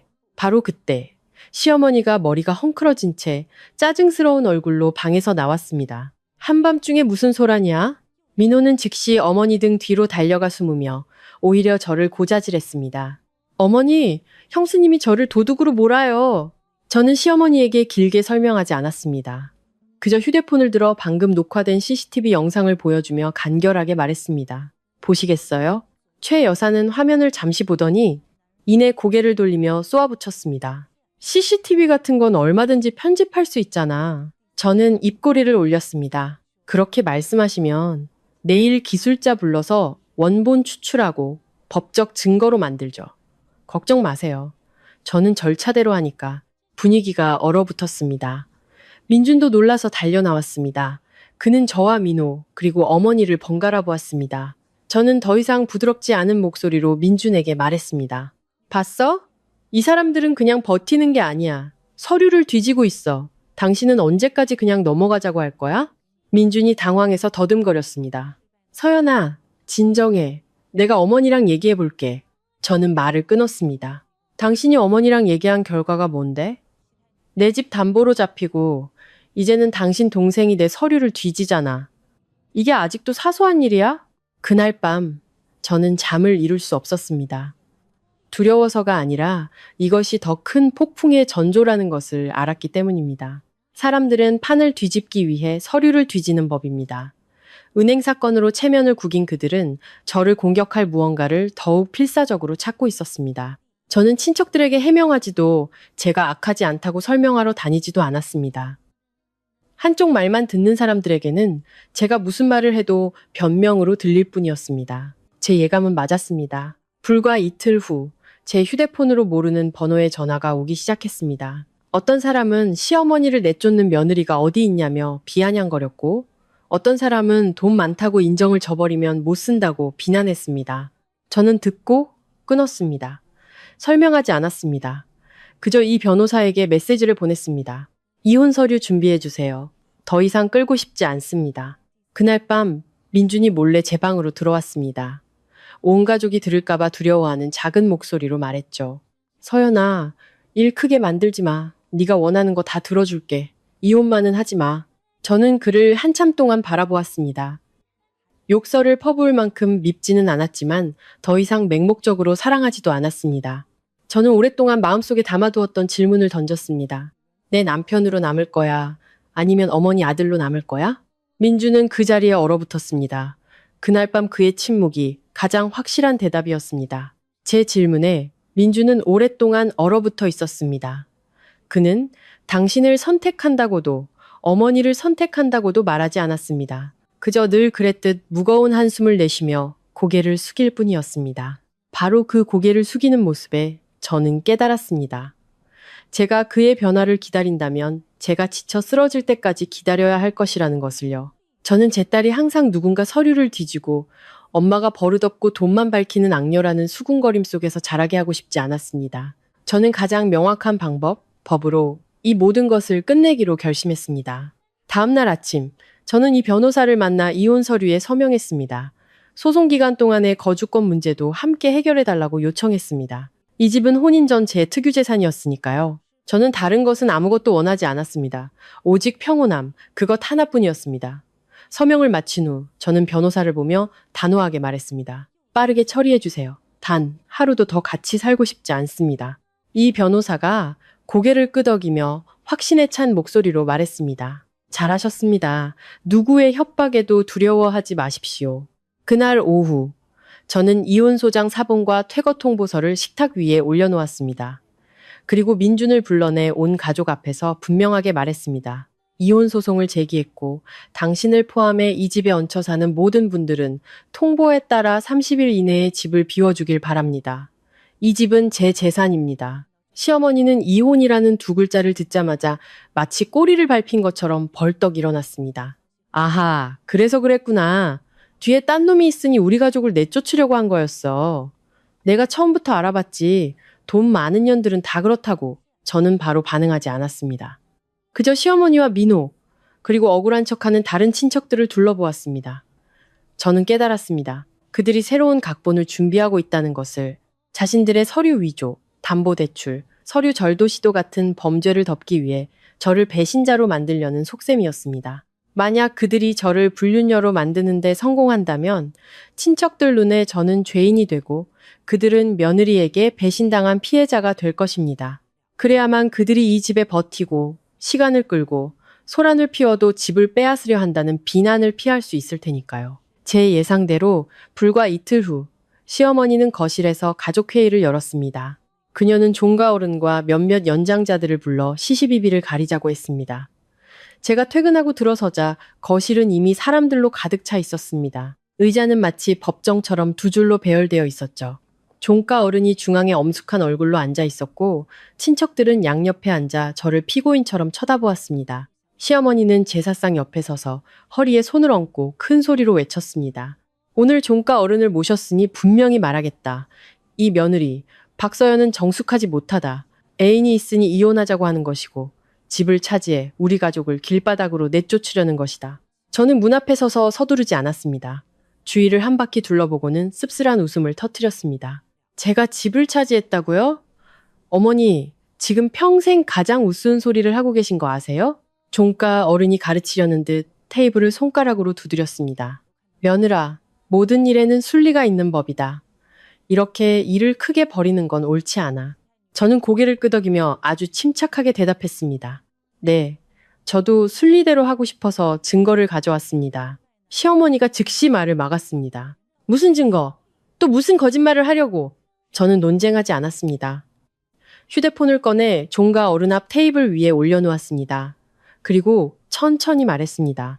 제가 불륜을 저질렀다고 주장하고 싶으시면 얼마든지 하세요. 하지만 도덕을 논하기 전에 이 녹음 파일부터 들어보시죠. 시어머니의 얼굴색이 변했습니다. 저는 예전에 저장해둔 바로 부엌에서 그녀가 했던 말의 녹음 파일을 재생했습니다. 어떻게든 저 집을 민준이 명의로 돌려놔야 해. 여자가 돈을 쥐고 있으면 위험해. 언제 돌변할지 모른다고. 그녀의 목소리가 거실에 선명하게 울려 퍼졌습니다. 온 집안이 숨소리마저 들릴 정도로 조용해졌습니다. 한 친척이 더듬거리며 말했습니다. 형님, 정말 이렇게 말씀하셨어요? 시어머니는 얼굴이 하얘져서 휴대폰을 빼앗으려고 달려들었습니다. 이게 날 모함하려고 녹음을 조작했어. 저는 휴대폰을 뒤로 빼며 차갑게 말했습니다. 조작인지 아닌지는 수사기관에 가서 확인하시죠. 여기서는 연기하지 마세요.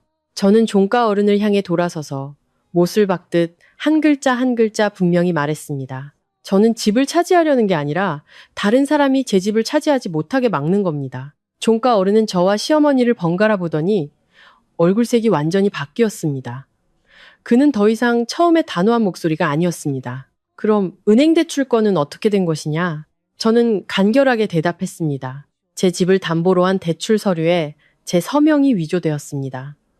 경찰과 은행에서 이미 현장 조사를 마치고 회의록을 작성했습니다. 제 남편도 위임받은 사실이 없다고 인정했고요. 그 말을 듣자 앉아있던 사람들은 다른 방향으로 수근거리기 시작했습니다. 어떤 사람은 시어머니를 경계하는 눈으로 쳐다보았고 어떤 사람은 민준을 어리석은 짓을 한 사람처럼 보았습니다. 민준은 아까부터 방구석에 서서 얼굴이 새하얘져 있었습니다. 저는 그를 압박할 생각은 없었지만 도망치게 둘 생각도 없었습니다. 저는 그를 똑바로 쳐다보았습니다. 종가 어른 앞에서 똑똑히 말해요. 당신 위임 없이 서명한 거 맞죠? 민준이 떨다가 마침내 깊이 고개를 숙이고 자백하듯 말했습니다. 네, 제가 잘못했습니다. 어머니 말씀만 듣고 서연이에게 미안합니다. 제가 처음으로 개인적인 공간이 아닌 친척들과 어른들 앞에서 그의 사과를 들었습니다. 하지만 그 사과는 제 마음을 움직이지 못했습니다. 그저 이 남자는 아내와 자식의 버팀목이 되어줄 만한 배짱이 없다는 것을 더욱 확신하게 했을 뿐입니다. 시어머니는 미친 듯이 소리쳤습니다. 그녀는 민준에게 돌아서서 목이 찢어져라 외쳤습니다. 이 불효자식, 네 어미를 저 여자 발밑에 짓밟히게 하려고 아내 편을 들어? 민준은 대답하지 않고 죄인처럼 서 있기만 했습니다. 최 여사가 다시 저를 손가락질하며 악독하게 말했습니다. 두고 봐. 내가 너를 가만두지 않을 테다. 저는 고개를 끄덕이며 얼음장처럼 차갑게 말했습니다. 가만두지 않으시겠다는 건가요? 아니면 대가를 치르기 싫다는 건가요? 그 둘은 아주 다른 겁니다. 저는 방 안의 모든 사람들을 똑바로 쳐다보며 명확하고 단호하게 말했습니다. 종가 어른과 모든 분들 앞에서 통보합니다. 7일 후 이 저택의 소유권이 없는 모든 분들은 집을 비워야 합니다. 그러지 않을 경우 저는 절차에 따라 합법적인 강제 집행을 진행할 것입니다. 더 이상 말싸움은 없습니다. 저는 행동할 뿐입니다. 말을 마치고 저는 돌아섰습니다. 등 뒤로 시어머니의 고함, 친척들의 수군거림, 민준의 거친 숨소리가 혼란스럽게 뒤섞였습니다. 하지만 제 마음은 오히려 아주 평온했습니다. 이것이 더 이상 말로 하는 싸움이 아니라는 것을 알았기 때문입니다. 이제 모든 것이 터져 나올 시간이었습니다. 그날 가족회의 이후 저는 모든 것이 너무나 명확해져서 더 이상 누구도 거짓말을 할 배짱이 없을 것이라고 생각했습니다. 저는 7일이라는 최후 통첩을 날렸습니다. 증거, 회의록, 서명까지 모든 것을 테이블 위에 올려놓았습니다. 하지만 세상은 참 이상합니다. 막다른 길에 몰릴수록 사람들은 더 무모해집니다. 그리고 시어머니는 조용히 패배를 인정할 타입이 아니었습니다. 그녀는 자신이 가장 잘하는 것, 즉 군중과 말, 그리고 위선으로 반격하기로 했습니다. 바로 다음 날 아침, 최 여사는 또다시 집안의 연장자 몇 분을 불러 시시비비를 가리자고 했습니다. 제가 거실에 들어서자 이미 의자들이 빼곡히 놓여 있었습니다. 마치 제 집이 이 가문의 문화회관이라도 된 듯했습니다. 종가 어른은 여전히 그 자리에 앉아 있었고 옆에는 몇몇 연장자들이 마치 중대 사건을 처리하려는 듯 엄숙한 표정으로 앉아 있었습니다.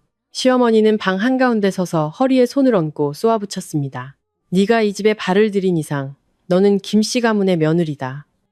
등기부 등본 하나 가졌다고 네 마음대로 할 수 있을 거라 생각하지 마라. 네가 하는 짓은 가풍을 무너뜨리는 것이다. 저는 문가에 서성이지 않았습니다. 의자를 끌어와 정면에 앉아 마치 칼을 내려놓듯 휴대폰을 테이블 위에 올려놓고 간결하게 대답했습니다.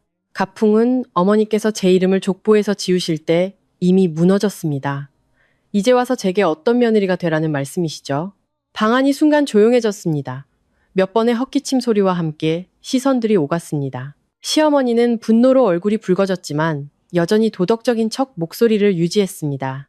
내가 내 이름을 지운 건 너를 가르치기 위함이었다. 넌 여전히 민준이 아내고 윗사람을 공경할 줄 알아야 해. 종가 어른이 천천히 입을 열었습니다. 마치 정의를 베푸는 사람처럼요. 며느리는 인내할 줄 알아야 한다. 온 가족을 길바닥으로 내쫓는 것은 부덕한 일이야. 어쨌든 다 한 가족 아니냐. 저는 그 말을 듣고 말꼬리를 잡고 싸우지 않았습니다. 똑바로 쳐다보며 돌려 말하지 않았습니다. 부덕한 것은 얹혀 살면서 집을 빼앗으려고 서류를 위조하는 것입니다. 만약 제가 그때 발견하지 못했다면 지금 이 집은 50억 원의 빚에 묶여 있었을 겁니다. 그리고 여기 계신 분들은 제게 조용히 넘어가라고 하셨겠죠. 그것이야말로 진짜 부덕한 것입니다. 한 어르신이 눈살을 찌푸렸습니다. 말이 너무 심하구나. 저는 고개를 끄덕였습니다. 네, 말이 심하죠. 심하지 않았으면 어떻게 은행과 경찰을 불러 회의록을 작성했겠습니까? 제 말이 끝나자마자 시어머니는 마치 준비라도 한 듯 더러운 수를 썼습니다. 그녀는 주머니에서 컬러로 인쇄된 사진 한 뭉치를 꺼내 모두의 앞 테이블에 던졌습니다. 그리고 승리감에 찬 목소리로 외쳤습니다. 여기 있다. 전현이 애인이 있으니 저렇게 돌변하는 거다. 낯선 남자 만나서 웃고 떠드는 것 좀 봐라. 남자 따라가려고 이혼하고 집까지 차지하려는 속셈이야. 그 사진들은 제가 이 변호사를 만났을 때 찍힌 것이었지만 교묘하게 각도와 구도를 잘라 멀리서 보면 충분히 오해를 살 만했습니다. 친척들이 수군거리기 시작했습니다. 어떤 사람은 눈을 동그랗게 떴고 어떤 사람은 혀를 찼습니다. 종가 어른이 사진 한 장을 집어들고 보더니 얼굴이 어두워졌습니다. 구석에 서 있던 민주는 사진을 보고 망치로 맞은 듯 얼굴이 새하얘졌습니다. 그가 저를 밖으로 끌어내려고 다급하게 말했습니다. 서연아, 일단 밖에서 얘기 좀. 저는 그의 손을 단호하게 뿌리쳤습니다. 할 말 있으면 여기서 해. 당신이 직접 서명한 거야. 아니면 억지로 한 거야? 온 방안이 조용해졌습니다. 시어머니가 즉시 소리쳤습니다. 너는 입 다물어! 여자들 일에 남자가 끼어들어서 뭐하게. 저는 시어머니를 보며 비웃음을 터뜨린 뒤 미리 설치해둔 거실 TV와 연결된 휴대폰 리모컨을 눌렀습니다. 화면이 켜졌습니다. 저는 많은 말을 할 필요가 없었습니다. 단 2개의 영상을 틀었을 뿐입니다. 하나는 민호가 한밤중에 서재문을 몰래 따고 들어가는 영상이었습니다. 다른 하나는 부엌 CCTV에서 발췌한 시어머니가 집을 지키기 위해 민준에게 서명을 강요하고 명의를 이전해야 한다고 말하는 영상이었습니다. 최 여사의 목소리가 거실에 선명하게 울려 퍼졌습니다. 어떻게든 저 집을 민준이 명의로 돌려놔야 해. 방 안의 공기가 모두 빠져나간 듯 했습니다. 사진을 들고 있던 사람은 천천히 사진을 내려놓았고 수군거리던 사람은 입을 닫았습니다. 한 고모는 입을 가리고 눈을 크게 떴습니다. 종가 어른은 그 자리에 굳어버렸습니다. 얼굴이 하얗게 질렸죠. 저는 모두를 둘러보고 방안을 얼어붙게 만든 한마디를 했습니다. 가족회의에서 조작된 사진을 사용하신다면 저는 법대로 회의를 진행하겠습니다. 시어머니가 저를 찢어버릴 듯이 달려들었습니다. 네가 감히 나를 모함해? 저는 고개를 기울이며 차갑게 말했습니다. 모함인가요? 아니면 사실을 드러내는 건가요? 어머니는 그 차이를 아시나요? 그녀는 종가 어른에게 매달렸습니다. 전현이 나를 함정에 빠뜨린 겁니다. CCTV를 조작했어요. 저는 즉시 대답했습니다. CCTV는 제 것이고 집도 제 것입니다. 조작이라고 주장하시면 지금 서류에 서명하십시오. 제가 기술자를 불러 원본을 추출하고 법적 증거로 만들겠습니다. 저는 준비되어 있습니다. 민주는 더 이상 견딜 수 없었습니다. 그는 방 한가운데로 걸어 나왔습니다. 얼굴은 곧 쓰러질 사람 같았죠. 시어머니가 그를 명령하는 듯한 눈빛으로 쏘아보았습니다. 저는 동정하지 않았습니다. 그저 다시 한번 핵심을 물었을 뿐입니다. 말해요. 당신이 원해서 서명한 거야? 아니면 강요당한 거야? 민준이 떨다가 입술을 깨물고 마침내 억지로 토해내듯 사실을 말했습니다. 어머니가 시키셔서 서명했습니다. 집을 지키기 위해서라고 그냥 절차일 뿐이라고 하셨어요. 그 말이 끝나자마자 시어머니는 미친 듯이 달려들어 민준의 뺨을 짝 소리나게 때렸습니다. 소리가 섬뜩하게 울려 퍼졌습니다. 네가 감히 나를 배신해? 이 불효자식, 네 어미 말보다 저 여자 말이 더 중요해? 민준이 뺨을 감싸 쥐었습니다. 눈이 붉어졌지만 이번에는 어머니 뒤로 숨지 않았습니다. 그는 크지 않지만 모두를 섬뜩하게 만든 목소리로 으르렁거렸습니다. 어머니는 저를 도구로만 생각하셨어요. 저는 서명하고 책임져야 하는데 어머니는 뒤에서 남탓만 하시잖아요. 그 말은 불에 기름을 붓는 격이었습니다. 시어머니는 저와 아들을 번갈아 저주하며 고함을 질렀습니다. 은혜도 모르는 것들, 조상을 배신한 놈, 같은 말을 반복했습니다. 거실은 아수라장이 되었습니다. 연장자들은 말리려 하고 젊은 사람들은 싸움에 휘말릴까봐 뒤로 물러섰습니다. 저는 더 이상 그 혼돈 속에 끼어들지 않았습니다. 그저 차가운 마음으로 지켜볼 뿐이었습니다. 저는 깨달았습니다. 친척들 앞에서 아들의 뺨을 때려서라도 자신의 입지를 지키려는 어머니라면 이기기 위해 무슨 짓이든 할 것이라는 것을요. 저는 이 변호사를 향해 그만 들릴 정도로 작게 말했습니다. 보셨죠? 이제 저들은 막다른 길에 몰렸습니다. 저는 시어머니를 똑바로 쳐다보며 마치 도장을 찍듯 마지막 한마디를 했습니다.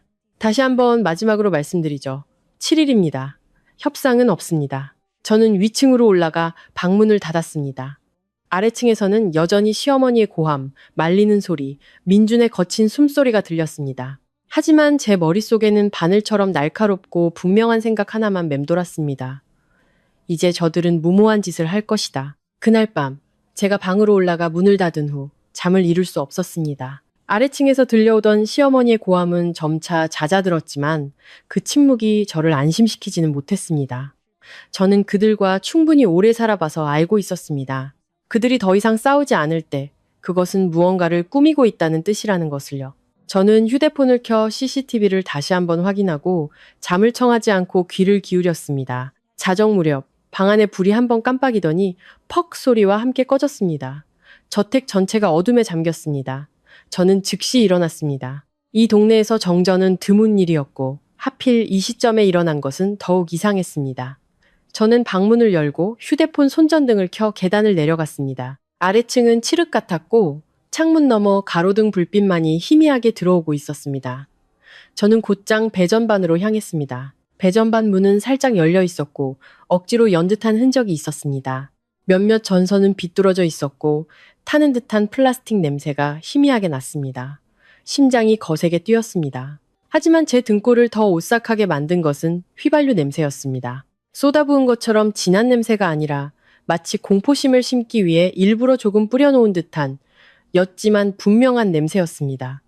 저는 소리치지 않았습니다. 거실로 돌아와 CCTV 앱으로 차고를 확인했습니다. 제 예감대로 차고 CCTV 구석에 한 그림자가 무언가를 끌고 있는 듯한 모습이 어렴풋이 보였습니다. 화면을 확대했지만 얼굴은 보이지 않았지만 그 걸음걸이와 렌룻한 행동은 바로 알아챌 수 있었습니다. 저는 더 이상 기다리지 않았습니다.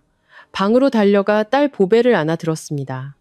자고 있던 아이가 눈을 비비며 물었습니다. 엄마, 왜 이렇게 어두워요? 저는 아이의 이마에 급하게 입을 맞추고 작지만 단호하게 말했습니다. 착하지. 엄마가 혜진 이모 집에 데려다 줄게.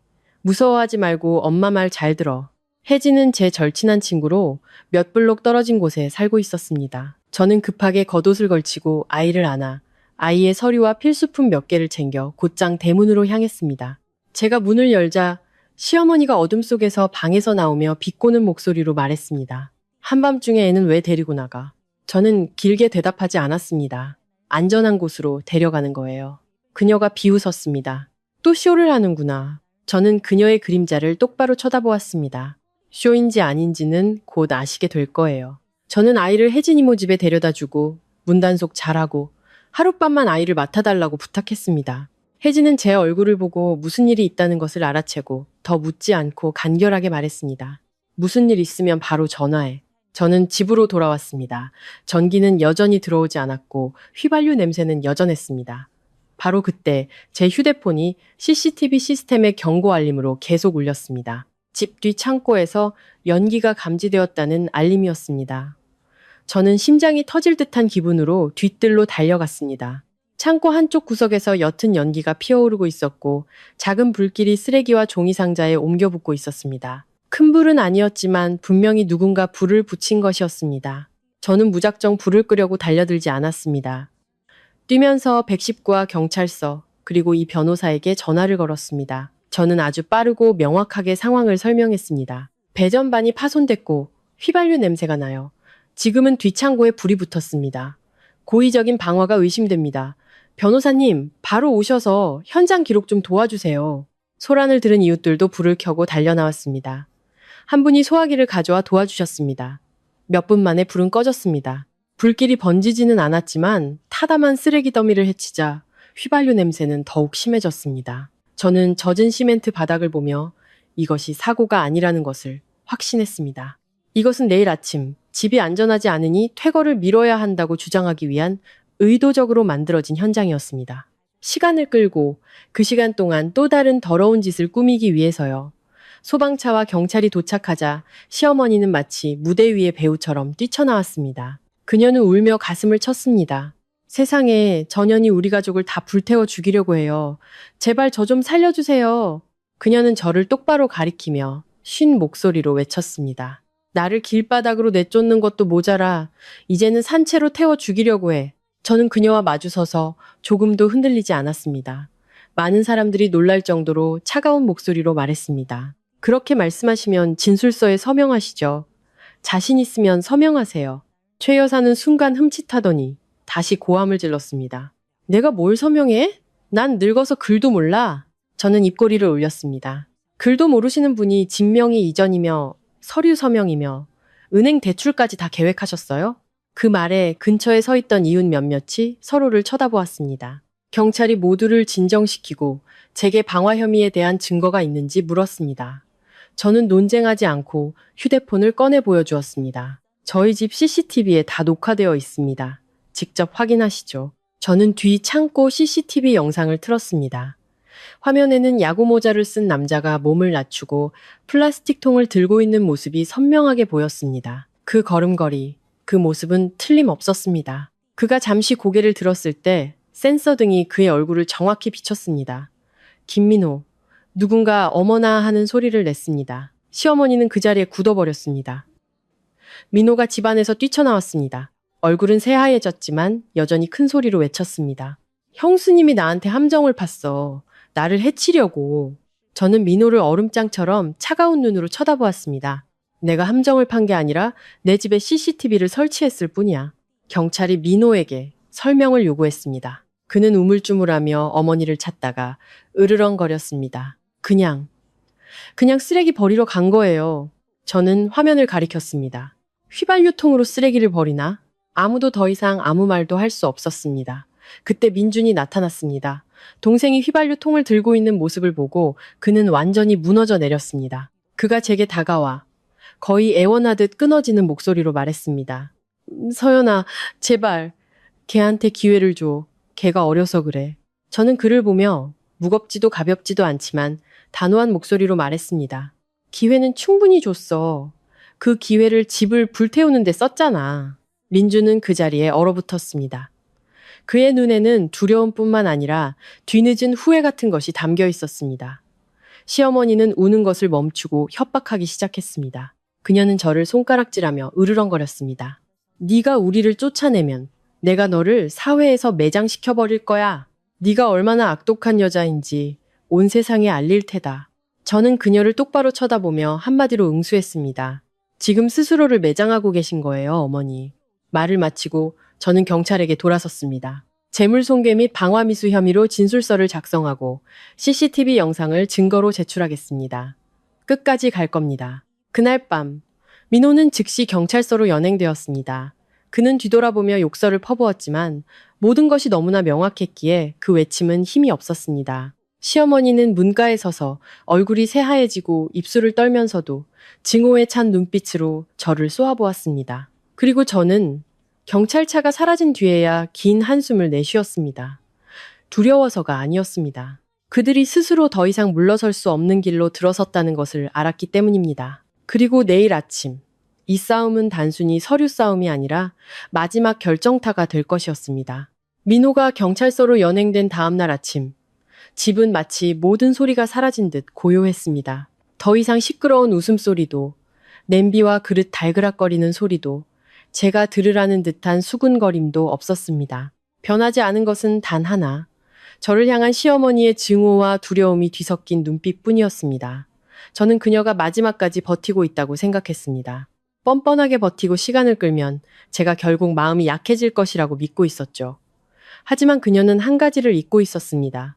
제가 그 마음 약한 경계를 넘어선 것은 그녀가 제 이름을 족보에서 지우고 제 서명을 위조해 집을 담보로 잡혔을 때부터라는 사실을요. 그 순간부터 저는 더 이상 정으로 협상하지 않았습니다. 저는 아침 일찍 이 변호사에게 전화해 모든 서류를 마지막으로 검토했습니다. 퇴거 통보서, 은행과의 회의록, 어젯밤의 방화미수 사건 기록, CCTV 영상, 그리고 혼인 전 특유재산 증빙 서류까지.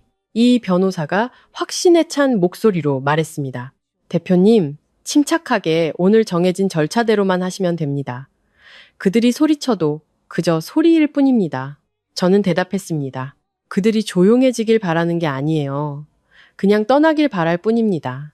7일째, 제가 종가 어른 앞에서 통보했던 바로 그날이었습니다. 저는 일찍 일어나 단정한 옷을 입고 머리를 묶었습니다. 물 한 모금을 마시고 거실에 서서 기다렸습니다. 이상한 기분이었습니다. 통쾌함이 아니라 너무나 오랫동안 썩어 문드러진 문을 닫으려는 듯한 기분이었습니다. 저는 넓은 집을 둘러보았습니다. 구석구석 추억이 깃들어 있었습니다. 신혼초의 가족 식사, 딸아이의 옹알이 소리, 그리고 평화를 지키기 위해 굴욕을 참았던 순간들까지. 하지만 오늘 제가 지키려는 것은 더 이상 평화가 아니었습니다. 제 평온이었습니다.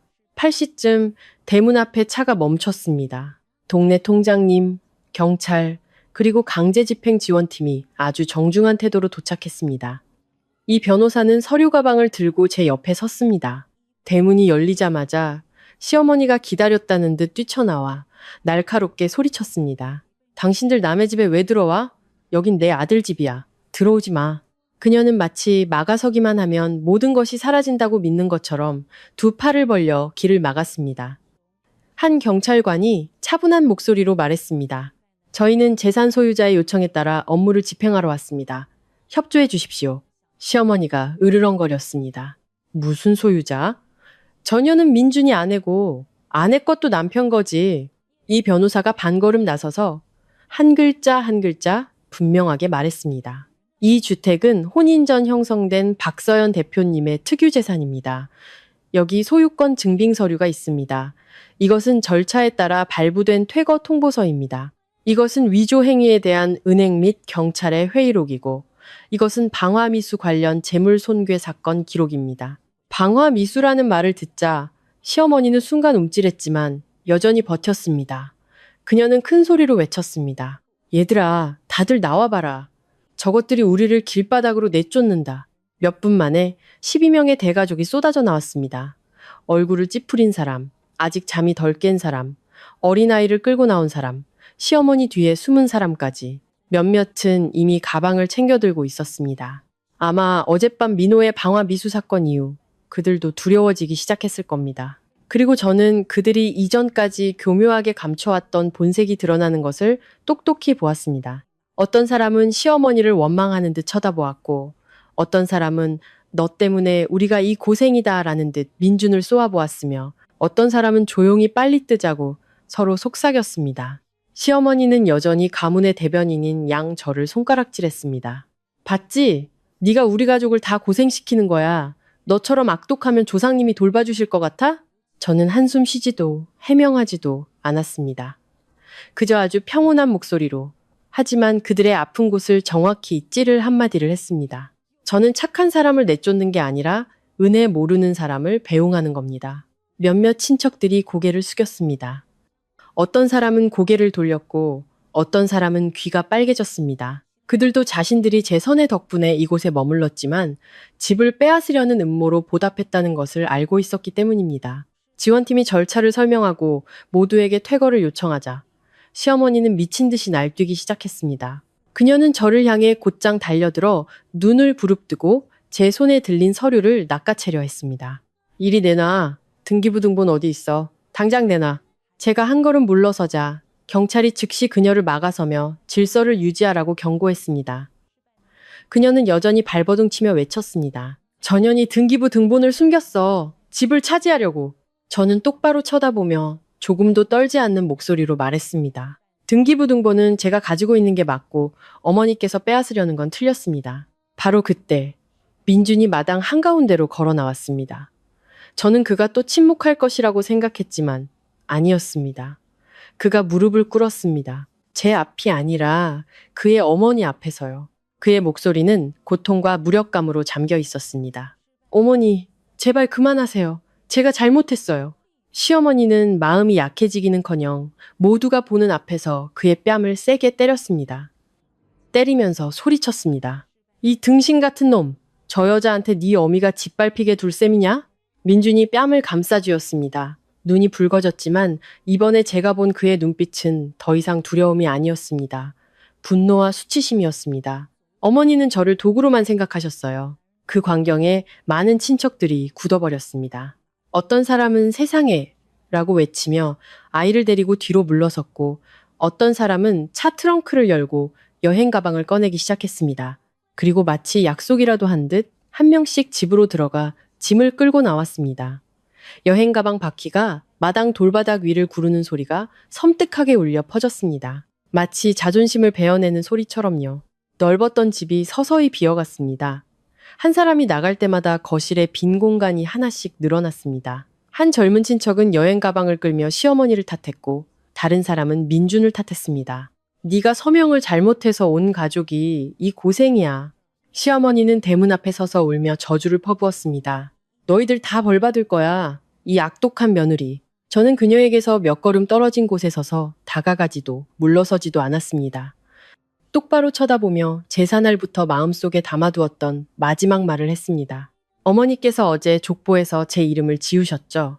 오늘 저는 이 집에서 12명의 이름을 지웁니다. 말을 마치고 저는 안으로 들어갔습니다. 그들이 짐을 끄는 모습을 더 이상 보지 않았습니다. 대문이 닫히자 마당이 갑자기 조용해졌습니다. 저는 넓은 거실에 홀로 서서 벽시계의 초침 소리마저 똑똑히 들었습니다. 기쁘지 않았습니다. 그저 가벼웠습니다. 가족이라는 두 글자 때문에 너무나 오랫동안 짊어지고 있던 무거운 짐을 내려놓은 듯한 기분이었습니다. 대문이 닫히고 마당에서 들려오던 여행 가방 끄는 소리가 멀어지자 저는 모든 것이 끝났다고 생각했습니다. 저는 긴 고열을 앓고 깨어난 사람처럼 집 안을 한 바퀴 둘러보았습니다. 텅 빈 거실, 흐트러진 의자들, 그리고 제사날 이후로 타담한 향이 꽂혀있는 김씨 가문의 제사상을 보았습니다. 마음속에 남은 감정은 통쾌함이 아니라 이상한 피로감이었습니다. 너무나 오랫동안 옳은 일을 하려고 애썼고 너무 많이 참았으며 결국 제가 만든 것을 지키기 위해 법의 힘을 빌려야만 했던 것에 대한 피로였습니다. 제가 서류를 정리하고 바닥에 더러운 발자국을 닦고 있을 때 초인종이 울렸습니다. CCTV 화면을 보니 민준이 서 있었습니다. 얼굴은 창백했고 옷은 밤새 잠 못 잔 사람처럼 구겨져 있었습니다. 그의 뒤 몇 걸음 떨어진 곳에는 시어머니가 서 있었습니다. 최 여사는 더 이상 평소의 거만한 모습이 아니었습니다. 어깨는 축 처져 있었고 손에는 작은 가방을 든 채 다른 사람이 볼까 두려운 듯 계속 주위를 두리번거렸습니다. 저는 그 모습을 보고 놀라지 않았습니다. 그들이 조만간 다시 돌아올 것이라는 것을 알았기 때문입니다. 저를 그리워해서가 아니라 더 이상 기댈 곳이 없었기 때문이었죠. 저는 대문을 열었지만 안으로 들어오라고 하진 않았습니다. 현관 계단에 서서 단도직입적으로 물었습니다. 두 분, 아직도 할 말 남았어요? 민준이 침을 삼키며 잠긴 목소리로 말했습니다. 서연아, 제발 얘기 좀 하게 해줘. 제가 가볍게 고개를 끄덕이자 시어머니가 즉시 끼어들었습니다. 어색할 정도로 부드러운 목소리였죠. 서연아, 내가 너무 화가 나서 그랬다. 내가 늙어서 생각이 짧았어. 저는 그녀를 평온하게 쳐다보았습니다. 어제는 저를 천벌받을 년이라고 부르시더니 오늘은 제 이름을 부르시네요. 참 빠르시네요. 민준이 고개를 숙이고 애원하듯 말했습니다. 이혼은 네가 원하면 할게. 하지만 나한테 기회는 줘. 나까지 법적으로 문제 생기게 하지는 말아줘. 그 말을 듣고 저는 그가 두려워하기 시작했다는 것을 알았습니다. 아내를 잃을까봐 두려운 게 아니라 그가 서명한 대출계약서의 후폭풍이 두려운 것이었죠. 저는 그를 보며 아주 솔직한 질문을 던졌습니다. 당신, 나를 잃을까봐 두려운 거야? 아니면 책임을 져야 할까봐 두려운 거야? 민주는 대답하지 못했습니다. 시어머니가 그때서야 진짜 목적을 드러냈습니다. 그녀는 민준을 등 뒤로 밀고 저를 보며 거의 애원하듯 말했습니다. 대출건은 그냥 오해였다고 치자. 고소 좀 취하해다오. 내가 잘못했다. 저는 그 말을 듣고 웃음이 터져 나왔습니다. 즐거운 웃음이 아니었습니다. 사람들이 목소리만 바꾸면 모든 것을 없던 일로 할 수 있다고 생각하는 것이 우스웠습니다. 저는 천천히 말했습니다. 오해는 실수로 잘못했을 때 쓰는 말이죠. 서명을 위조하고 집을 담보로 잡고 아들과 시동생을 시켜 서류를 뒤지고 창고에 휘발유를 붓는 건 오해라고 부르지 않아요. 시어머니는 굳어버렸고 민준의 얼굴은 하얘졌습니다. 대문 앞의 공기는 돌덩이처럼 무거웠습니다. 저는 더 이상 시간을 끌지 않았습니다. 그들이 제 죄책감을 자극하러 온 게 아니라 협상하러 왔다는 것을 알았기 때문입니다. 그리고 저도 그들의 마지막 환상을 깨뜨려야 했습니다. 저는 집으로 들어가 얇은 서류철 하나를 들고 나와 민준에게 건네며 시어머니를 똑바로 쳐다보았습니다. 두 분, 제대로 된 대화를 원하시면 잘 들으세요. 저는 작년에 이미 유언장 작성과 함께 재산 신탁 설정을 마쳤습니다.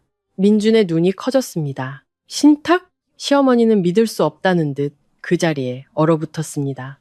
네가 미리 계획을... 저는 고개를 끄덕였습니다. 높지도 낮지도 않은 목소리로요. 누군가를 해치기 위해 계획한 게 아니에요. 해를 입지 않기 위해 계획한 거죠. 저는 명의 이전 시도가 있을 것을 의심해서 변호사를 통해 안전한 재산 관리 체계를 만들어뒀습니다.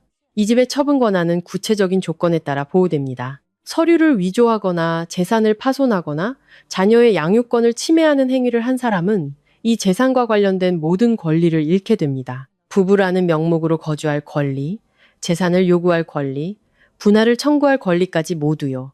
시어머니가 더듬거렸습니다. 네가 우리 집안을 망치려고 함정을 팠구나. 저는 단호하게 대답했습니다. 틀렸어요, 어머니. 저는 함정을 판 게 아니라 울타리를 친 겁니다. 저는 잠시 말을 멈추고 그녀의 얼굴을 하얗게 질리게 만든 한마디를 덧붙였습니다. 그리고 그 울타리는 이미 제 역할을 다했죠. 어머니께서 발버둥 칠수록 어머니의 죄만 드러날 뿐이니까요. 민준이 거친 숨을 몰아쉬며 떨리는 목소리로 물었습니다.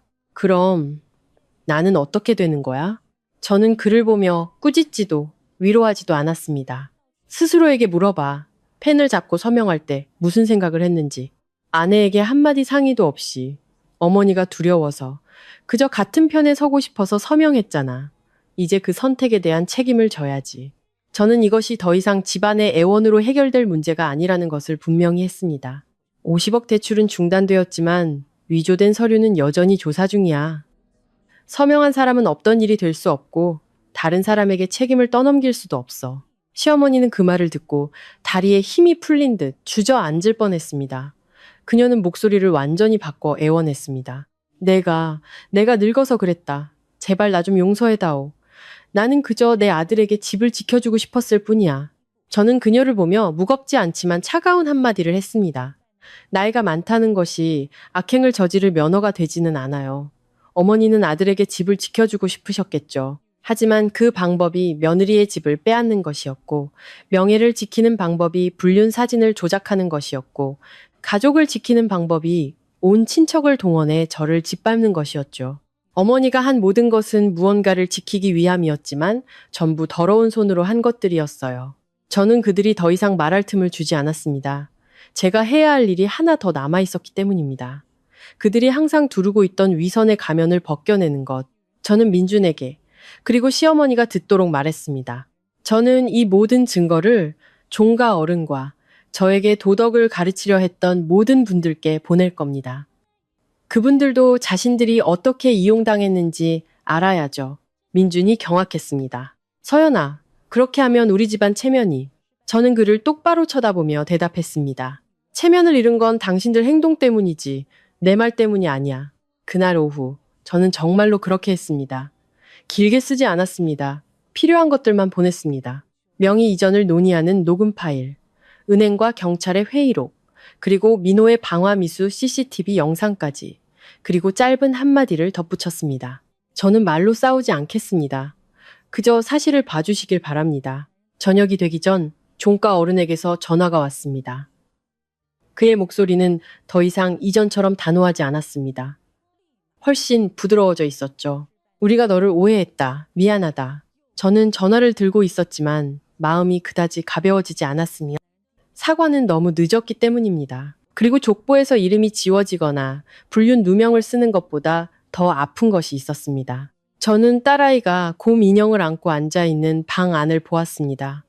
어젯밤 어둠 속에서 엄마에게 이끌려 나간 충격에 아이의 눈은 여전히 붉었습니다. 저는 전화기에 대고 마치 스스로에게 말하듯 속삭였습니다. 네, 감사합니다. 하지만 가장 아픈 건 제 딸이 이 모든 것을 들었다는 겁니다. 강제 집행이 있던 날 이후 넓은 저택은 이상할 정도로 조용해졌습니다. 더 이상 오가는 사람도 그릇 부딪히는 소리도 제가 들으라는 듯한 수군거림도 없었습니다. 저는 거실 한가운데 소파에 기대어 높고 텅 빈 천장을 바라보았습니다. 아주 오랜만에 저는 정말로 지쳤다는 것을 느꼈습니다. 서류를 처리하거나 집을 청소해서 지친 게 아니었습니다. 무너지지 않기 위해 버텨야 했던 것, 마음은 돌이 아닌데도 단단해야만 했던 것에 지쳤습니다. 저는 싸움에서 이겼지만 남은 감정은 통쾌함이 아니었습니다. 가벼우면서도 아픈 텅 빈 공간이었습니다. 제 딸 보배가 곰 인형을 안고 다가왔습니다. 아이는 집안을 둘러보고는 제 슬픔을 건드릴까봐 두려운 듯 아주 작은 목소리로 물었습니다. 엄마, 할머니는 왜 엄마를 미워해? 그 질문에 목이 메었습니다. 어른들은 입에 발린 말로 변명하고 사람들 앞에서 강한 척할 수 있습니다. 하지만 아이 앞에서는 모든 논리가 부서져 내립니다. 저는 아이를 끌어당겨 품에 안았습니다. 아이의 눈에 누군가를 나쁜 사람으로 만들고 싶지도 할머니는 너를 사랑한단다 같은 거짓말로 환상 속에 살게 하고 싶지도 않았습니다. 저는 천천히 가장 부드러운 단어들을 골라 말했습니다. 보배야, 나이가 많다고 해서 항상 옳은 건 아니란다. 그리고 한 가족이라고 해서 모두가 진짜 가족인 것도 아니야. 진짜 가족은 서로 사랑하고 존중하고 지켜주는 곳이야. 만약 어떤 곳이 우리를 아프게 한다면 우리는 그곳에서 나올 권리가 있어. 아이는 잠시 침묵하더니 제 어깨에 얼굴을 묻었습니다. 아이의 작은 숨소리가 꽁꽁 묶여있던 제 마음의 매듭을 풀어주는 것 같았습니다. 그날 밤 휴대폰이 울렸습니다. 민준이었습니다. 화면에 뜬 그의 이름을 보며 제 마음은 더 이상 예전처럼 요동치지 않았습니다. 그저 피곤하고 평온한 느낌이었습니다. 전화를 받자 전화기 너머 그의 목소리는 모든 것을 잃은 사람처럼 끊어지고 있었습니다. 서연아, 나 이제 아무것도 없어. 제발. 보배 만나게 해줘. 아빠 노릇이라도 하게 해줘. 저는 몇 초간 눈을 감았습니다. 아이에게서 아빠를 빼앗을 만큼 그를 미워하지는 않았습니다. 하지만 더 이상 제 인생을 필요할 때 바로 서지 못하는 남자에게 맡길 만큼 그를 믿지도 않았습니다. 저는 단호하게 대답했습니다. 차갑지도 약하지도 않게 당신은 아빠가 될 수는 있지만 더 이상 남편이 될 수는 없어. 전화기 너머로 민주는 오랫동안 침묵했습니다.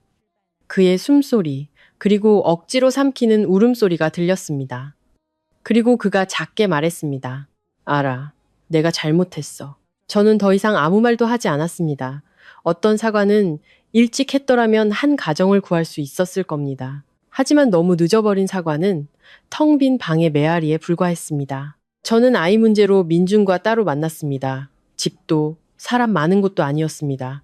조용한 작은 카페를 선택했습니다. 저는 종이와 펜을 가져가 아이를 만나는 시간과 지켜야 할 원칙들을 명확히 적었습니다. 그리고 가장 중요한 것, 아이와 관련된 모든 일은 오직 저와 민준 둘이서만 상의한다는 조건을 달았습니다. 그의 어머니나 친척들의 개입은 없을 것이라고요. 민준은 종이를 한참 보더니 붉어진 눈으로 고개를 끄덕였습니다. 그가 말했습니다. 약속 지킬게. 저는 대답했습니다. 나를 위해서가 아니라 아이를 위해서 지켜. 관계가 무너진 후에 남는 것은 부부의 감정이 아니라 부모로서의 책임감을 다하는 것이었습니다. 며칠 후 시어머니에게서 문자 메시지가 왔습니다. 짧은 한 줄이었지만 익숙한 그녀의 목소리가 들리는 듯 했습니다. 내가 너무 화가 났다. 너도 잘못이 있어. 저는 화면을 보며 더 이상 논쟁하고 싶지 않았습니다. 충분히 싸웠고 충분히 아팠습니다. 저는 더하지도 빼지도 않고 단 한 문장만 답장했습니다. 더 이상 잘잘못을 따지지 않겠습니다. 저는 평온함을 선택하겠습니다. 전송 버튼을 누르고 휴대폰을 내려놓았습니다. 그 문자는 그녀를 이기기 위해서가 아니라 저 자신에게 다짐하기 위해서였습니다. 인생은 항상 누구의 잘잘못을 끝까지 가려야 하는 것이 아니었습니다. 어떤 일은 제때 멈추는 것만으로도 나를 구하는 것이었습니다. 집이 비워진 후 저는 모든 것을 다시 정리했습니다. 가족회의 때 사용했던 접이식 의자들을 버리고 제사상을 닦고 새 꽃을 꽂았습니다. 복수심이 아니라 보호를 위해 대문 자물쇠를 바꿨습니다. 매일 저녁 저택의 대문을 닫고 자물쇠가 철컥하고 잠기는 소리를 들으면 이상하게 마음이 놓였습니다. 그 평온함은 제가 부자라서도 누군가를 이겨서도 아니었습니다. 마침내 제 집에서 더 이상 숨죽이지 않고 살 수 있게 되었기 때문이었습니다. 많은 분들이 그냥 참고 살아 라고 말합니다. 저도 오랫동안 그 말에 따라 살았습니다. 화목을 위해, 며느리라는 체면을 위해, 아이에게 온전한 가정을 주기 위해 참았습니다. 하지만 저는 많은 중년 여성들이 누구보다 깊이 이해해야 할 한 가지를 배웠습니다. 인내는 미덕이 맞습니다. 하지만 자존심이 짓밟히고 내 집에서 이방인 취급을 당하고 다른 사람의 현금 인출기가 될 때까지 참는 것은 더 이상 미덕이 아닙니다. 그것은 스스로를 해치는 것입니다. 저는 이 이야기를 누구를 가르치기 위해 하는 것이 아닙니다. 그저 모든 사람에게는 한계가 있다는 것을 상기시켜드리고 싶을 뿐입니다. 인내의 한계, 선의의 한계, 그리고 참고 넘어가는 것의 한계. 누군가 은혜를 저버리고 음모로 그 한계를 넘을 때 우리는 멈출 권리가 있습니다. 누구의 허락도 받을 필요 없이 스스로를 지킬 권리가 있습니다.